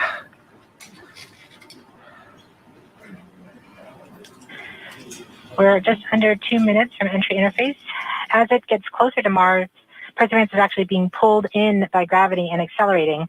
By the time Perseverance reaches entry interface point, she should be going just under 5.4 kilometers per second. We're at about 90 seconds from entry interface and standing by for Mars Reconnaissance Orbiter to pick up the telemetry.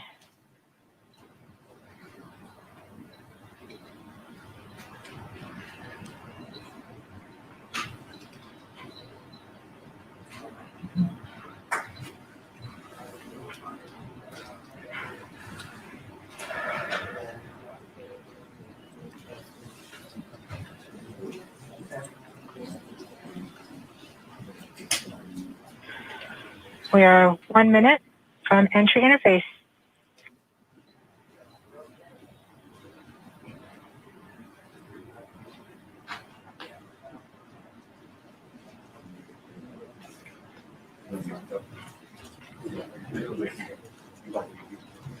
MROs are in receive mode.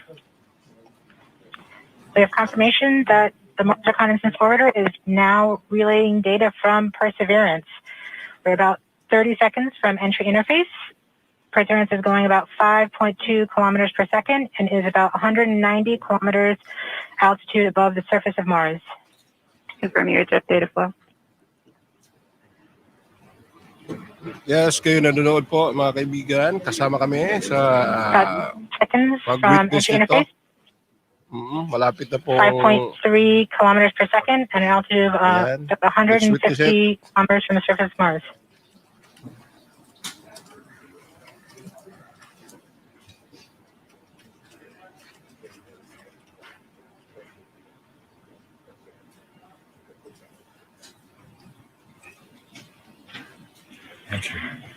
We have confirmation of entry interface.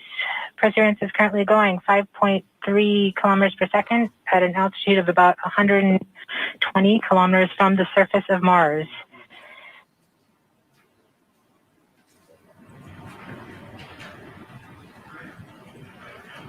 The ship is now waiting until it begins feeling the atmosphere of Mars slow it down. Once there's enough atmosphere, it will start controlling its path to the landing target.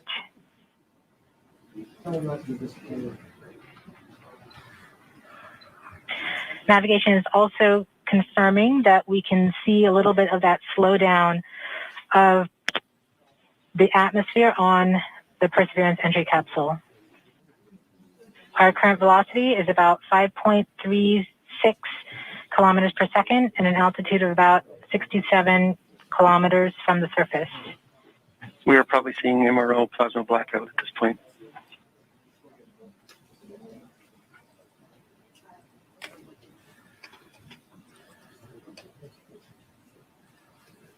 The vehicle should be doing its turns right now. MRO has lost lock. Perseverance.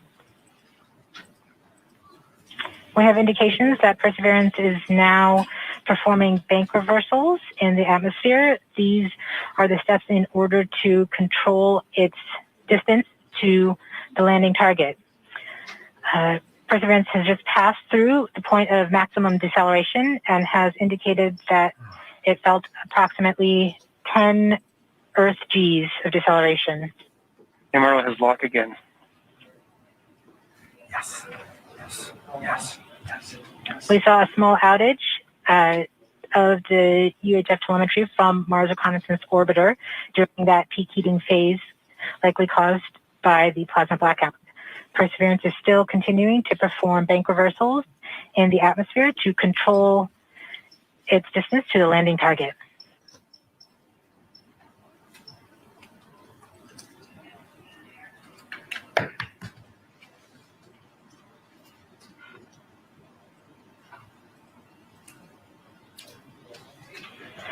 Perseverance is going about 1 kilometers per second at an altitude of about 16 kilometers from the surface of Mars. We have entered heading alignment, which means Perseverance is no longer trying to control the distance to Mars, but to the target on Mars, but instead is flying straight to the target.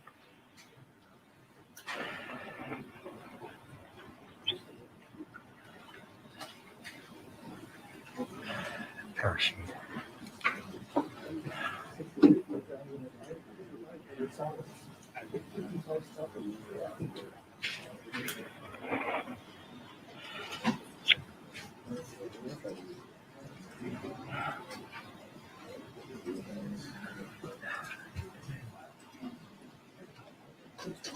Our current velocity is about 550 meters per second at an altitude of about 15 kilometers from the surface.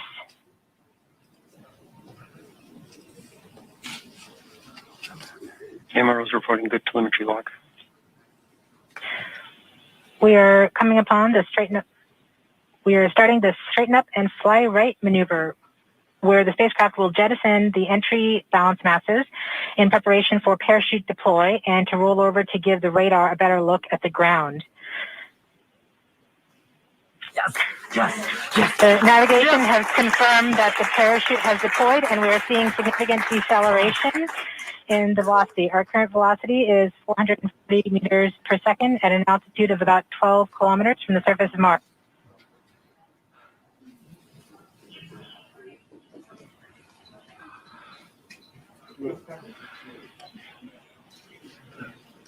Perseverance is now slowed to subsonic speeds, and the heat shield has been separated. This allows both the radar and the cameras to get their first look at the surface. Current velocity is 145 meters per second at an altitude of about 9.5 kilometers above the surface.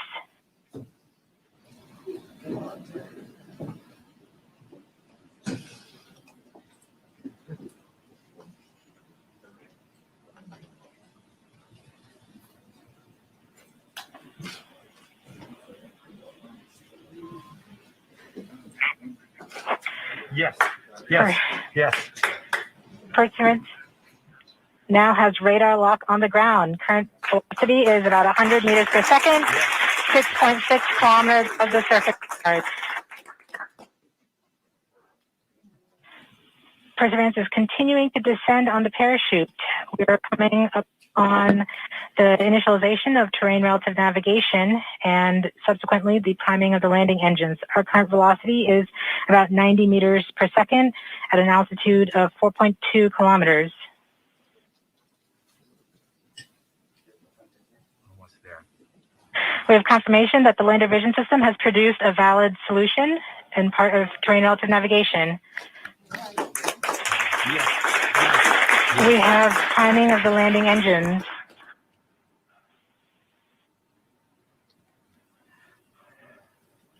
Current velocity is 83 meters per second at about 2.6 kilometers from the surface of Mars. We have confirmation that the back shell has separated. We are currently performing the divert maneuver. Current velocity is about 75 meters per second at an altitude of about a kilometer off the surface of Mars. Kieran, Safety Bravo. We have completed our terrain relative navigation. Current speed is about 30 meters per second, altitude of about 300 meters off the surface of Mars.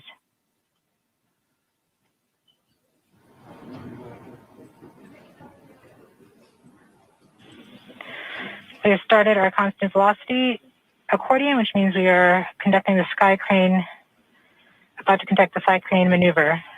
We've lost direct to Earth tones. As expected. As expected. Sky crane maneuver has started. About 20 meters off the surface.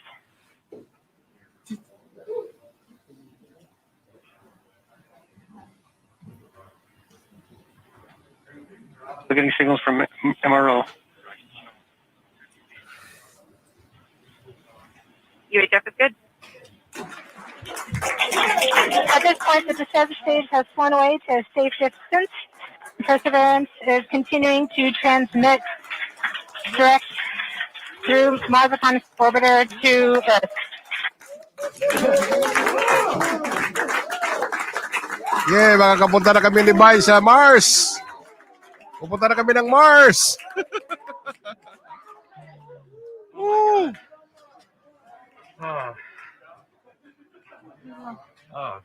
MRO report is What's still getting next? telemetry from the lander. All right, all stations. We got it. Touchdown We're there. confirmed. We're going to wait for the images. Wow. This is so exciting. The team is beside themselves. It's so surreal. Stay tuned. We might get some pictures. Great.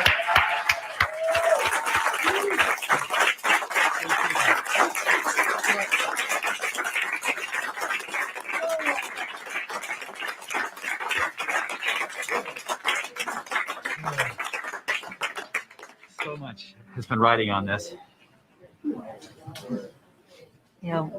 Yeah, we just heard the news that Perseverance is alive on the surface of Mars. It's not Flight, we have seen the completion of EDL 3000. Copy activity. That is as expected.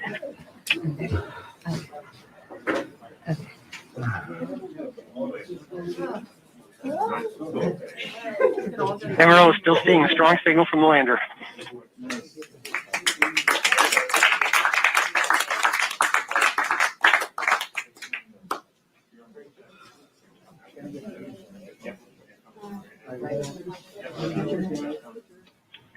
We have just heard the news that Perseverance is alive on the surface of Mars. Congratulations to the mission. And looks like we have some more news in. It looks like we're getting the first image. Here, take a look at the first image. Flight, this is OL3. I have the target point on the map when you are ready. We are ready, OL3. Go for it. Wow.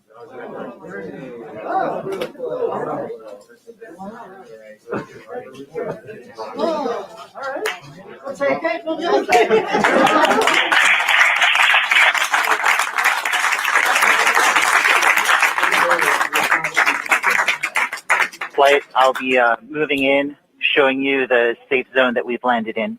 The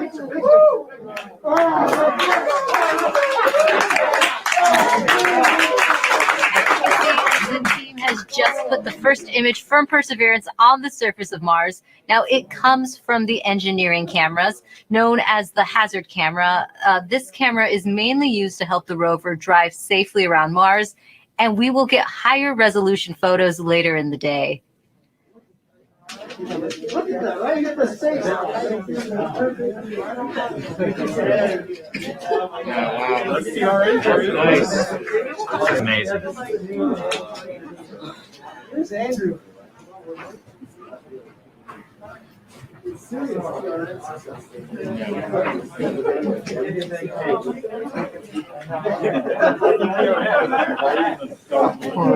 Steve. Stand by for Steve.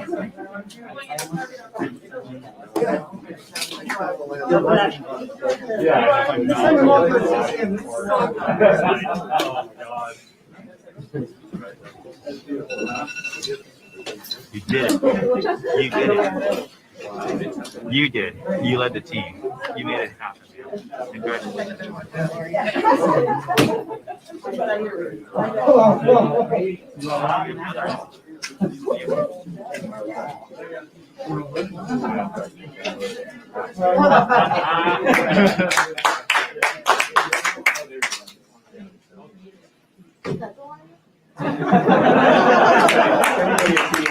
just got our second image in. Our second image is in. Okay, these we have a camera in the front and rear of the spacecraft. They're near the ground, so these are pretty close. So you can see the wheels there, and they're a little dirty because we've got glass covers over these cameras. But we took these seconds after landing, so there's still dust in the air from our landing event. So this is happening. This happened just seconds ago. Just arrived, and this is really amazing. And we even know where we landed. This is the most amazing thing. The vehicle has told us where it's landed because it figured it out. This is a sign. NASA works. NASA works. And when we put our arms together and our hands together and our brains together, we can succeed. This is what NASA does. This is what we can do as a country on all of the problems we have. We need to work together to do these kinds of things and make success happen.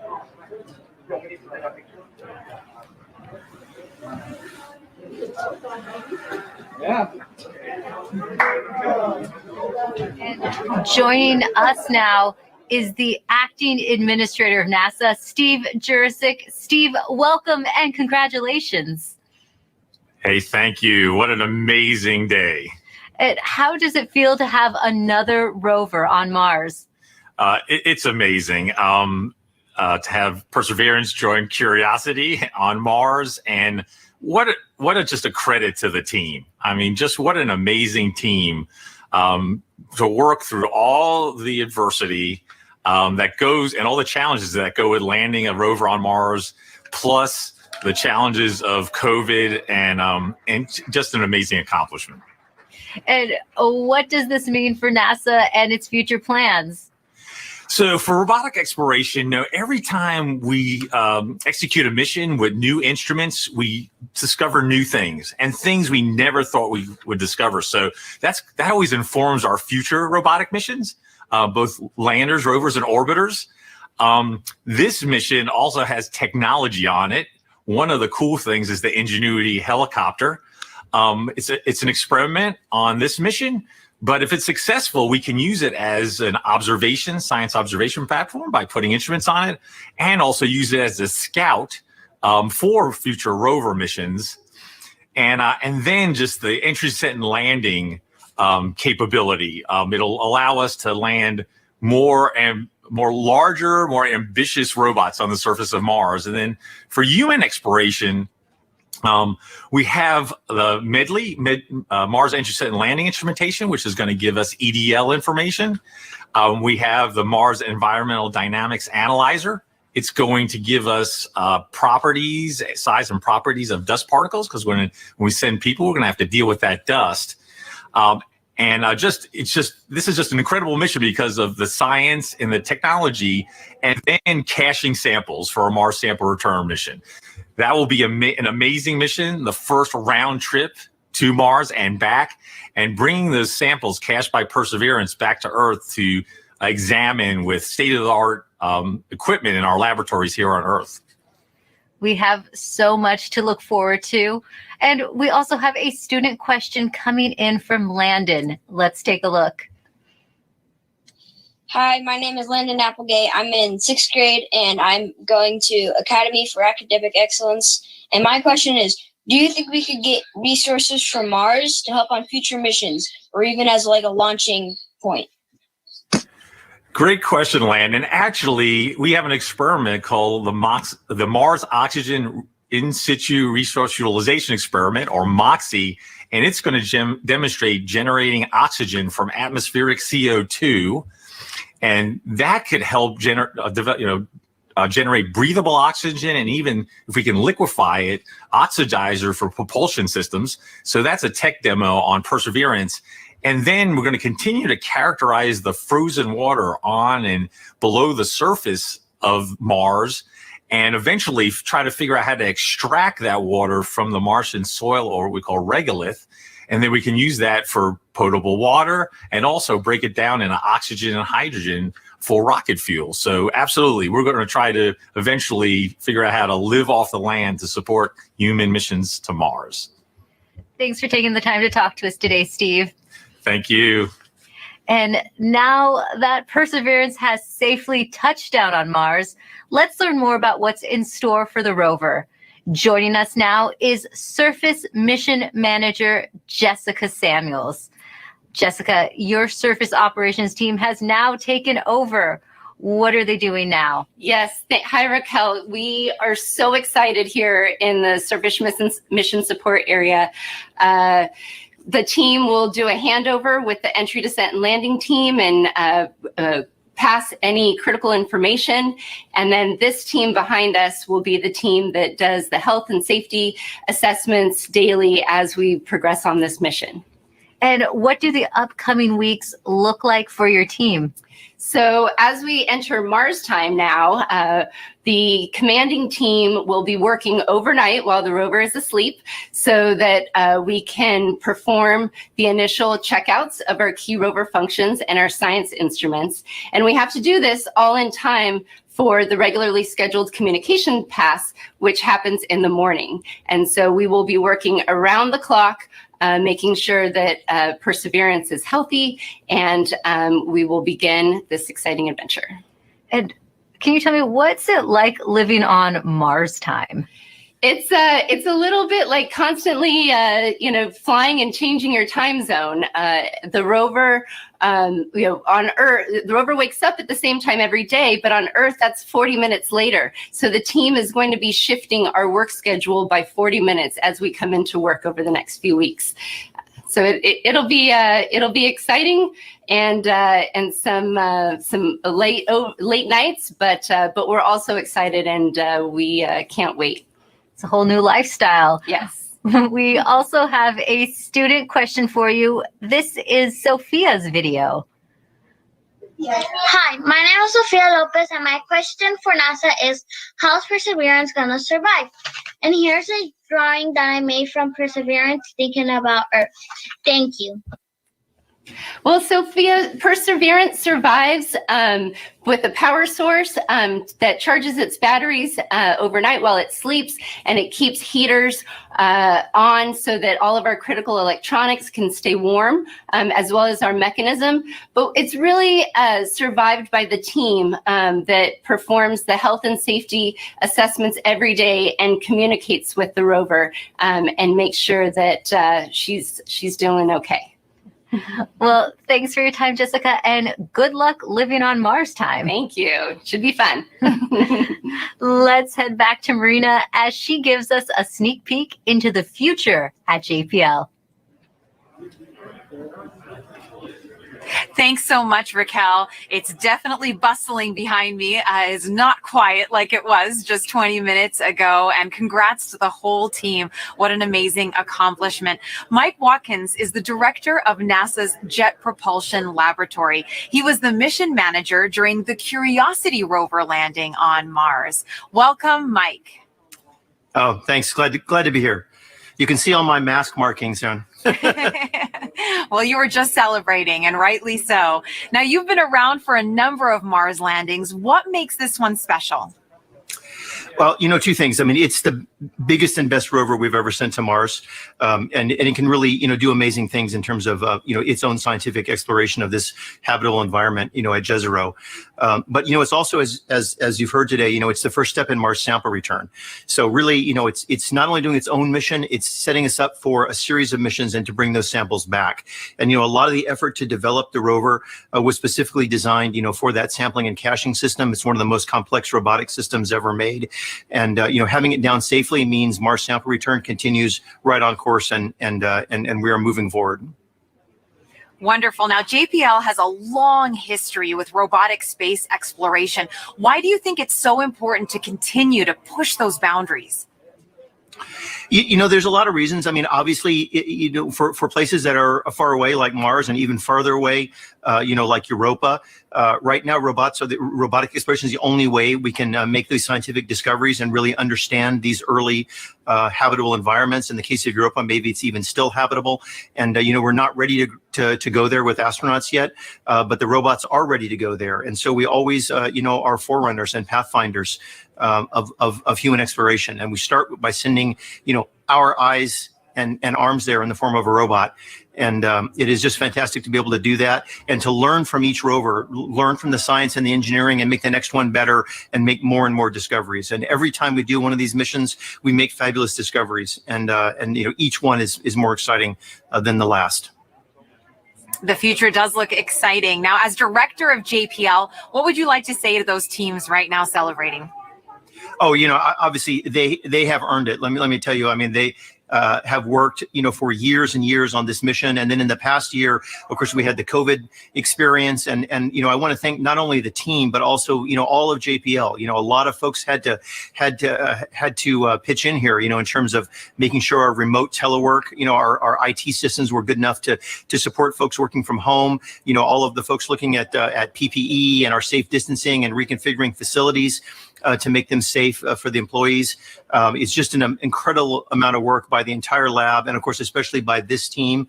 And and in one sense, the 7 minutes of terror are very exciting, but on the other hand, the mission's just started, right? We built the mission, not to land, but actually to drive and get the samples and do other technology, demonstrations.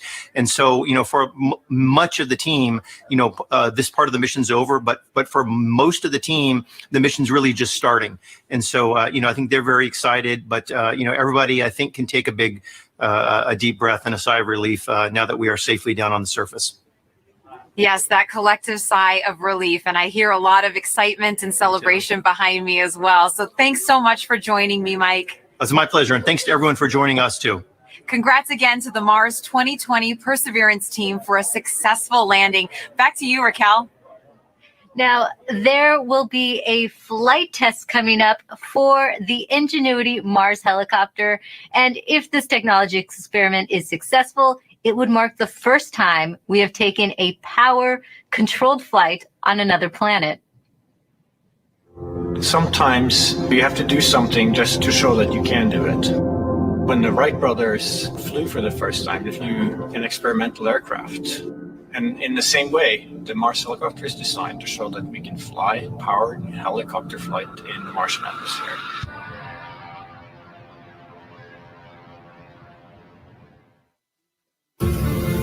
From day one, this was the unwavering dream of our team, to get our helicopter launched to Mars so that we can get the opportunity to do that very first rotorcraft flight test in the actual environment of Mars. It's extremely difficult to fly at Mars because the atmosphere is so thin. Compared to Earth, at Mars it's less than 1%. So the first and foremost challenge is to make a vehicle that's light enough to be lifted. And then the second is to generate lift. The rotor system has just been very fast. 2,000, 2,200, 2,400, 2,600. We're spinning between 2,000 and 3,000 revolutions per minute, and it takes a lot of energy. So it's that balance of a very light system, yet having enough energy that's needed to spin the rotor so fast to lift, and on top of it, having to design in the autonomy. It has to be fully autonomous from the time it takes off to the time it lands. What we do on the ground is we plan the flights, and so we determine from here where we want the helicopter to go. Our experiment window is 30 Martian days. So we have planned up to 5 flights of incremental difficulty. The very first flight, the main thing is we want to get the legs off the ground, and so we will basically go up about 3 meters, and we'll hover there, and then we'll come down again, and that will be the first, really major milestone. Most of our flights will be at the 3 to 5 meter height. We will be going horizontally again at a few meters per second, probably go out, 50, 70 meters and come back. In successive flights, we'll probably push that further, try to go further. So our priority will be to get back engineering telemetry and not so much images, but I'm sure we'll return a few, because they'll always look cool. At this point, we've tested all we can on Earth. We have mathematical models that shows how it will fly at Mars, and we've tested it in the simulated environment that we can create on Earth. It really is time now to do the real flight test at Mars. Nothing is a given, but we have done everything we can in terms of a test program here on Earth. The vehicle's performing extremely well so far. It's been doing exactly the right thing, even right now when it's bolted onto the Perseverance rover. So there's a very good chance that we'll pull it off, yes. But it's still high risk, and none of us forget that you could have a glitch that, could mean end of mission, yes. It's going to be exciting, reacting to any surprises we have. We can't wait. What's really most important is everything we're learning here is for the future rotorcraft systems that we want to introduce into space exploration. Mimi Ong is the project manager for Ingenuity. She joins us now as they await a chance to check out their helicopter in the coming days. Welcome, Mimi. Thank you, Marina. Oh my goodness, we've been talking about this for months, Mimi. Did you ever think you'd be here at this point? I mean, what's going on in your head right now? This is super exciting. We have been working on Mars helicopter for over 6 years, testing and carefully designing it for operation at Mars. So what's going through my mind? Ingenuity Mars helicopter is finally at the destination that it is designed for.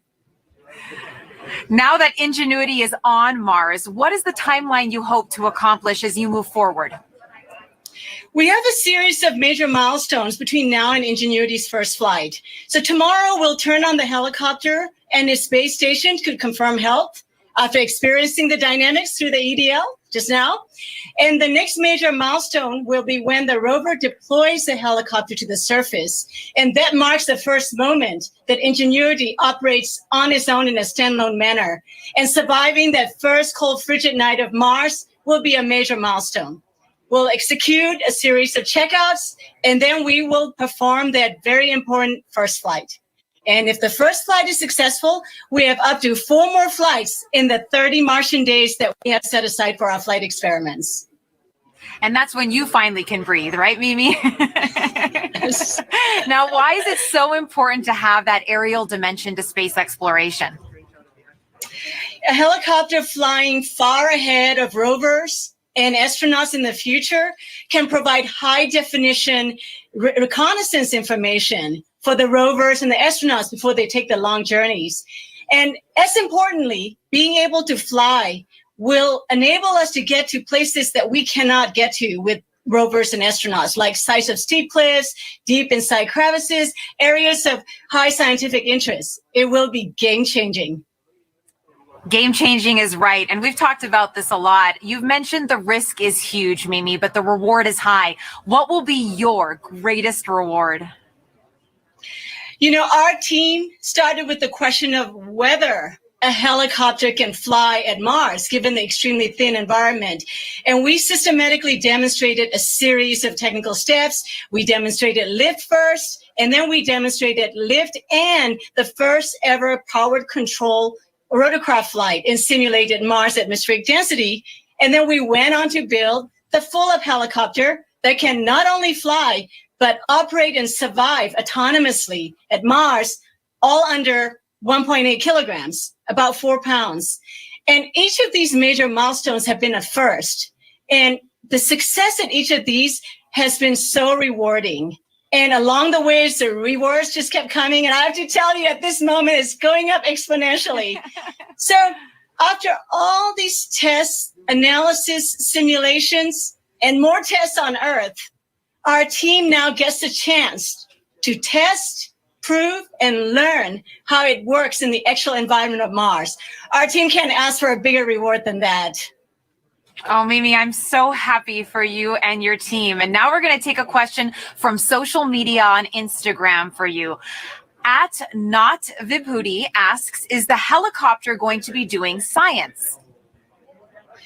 Well, the helicopter Ingenuity is a technology demonstration, and we are demonstrating the ability to fly and learning how to fly for the very, very first time. And so this is a technology demonstration and a pathfinder for future larger rotorcraft, future missions that will carry much larger instruments. So on this mission, we're not doing any science. We're concentrating on engineering data. How did the vehicle perform? And as you saw Bob Belram in the video before, we will be taking a few first ever color pictures from the flying aerial vantage point, but they'll be icing on the cake. For this one, this is all about engineering data and how do we fly compared to all our tests we have done on Earth. Mimi, so much for your team and the future generations of scientists and engineers to look forward to. Thank you. Thank you so Great much day. for joining us, Mimi, and good luck to your team with that first test flight. Thank you so much. Now, we look forward to the Perseverance rover and Ingenuity helicopter beginning their journeys on Mars as their adventures are just about to start. Go Perseverance and go Ingenuity. Back to you, Raquel. Thanks, Marina. Landing on Mars is never easy, but this team has persevered, and NASA's 5th rover is on the red planet. You can still hear them buzzing in the back right now. And to get the latest updates on Perseverance as it explores Mars, follow at NASA Persevere on Facebook and Twitter. I'd like to thank everyone watching for joining us today. And to the students and teachers tuning in, we hope you learned a lot from today's landing, and thank you for all your questions. We have a news briefing coming up at 2:30 p.m. Pacific time. That briefing will wrap up the day and include reactions from Perseverance team members. We'll leave you now with some of the landing celebration photos you've shared with us, set to Youngblood's cover of David Bowie's Life on Mars. I'm Raquel Villanueva. Thanks for watching. Yes, thank you for watching. Again. Ayan. Thank you for watching, mga kaibigan. Bye-bye for now. Thank you, thank you, thank you. Salamat.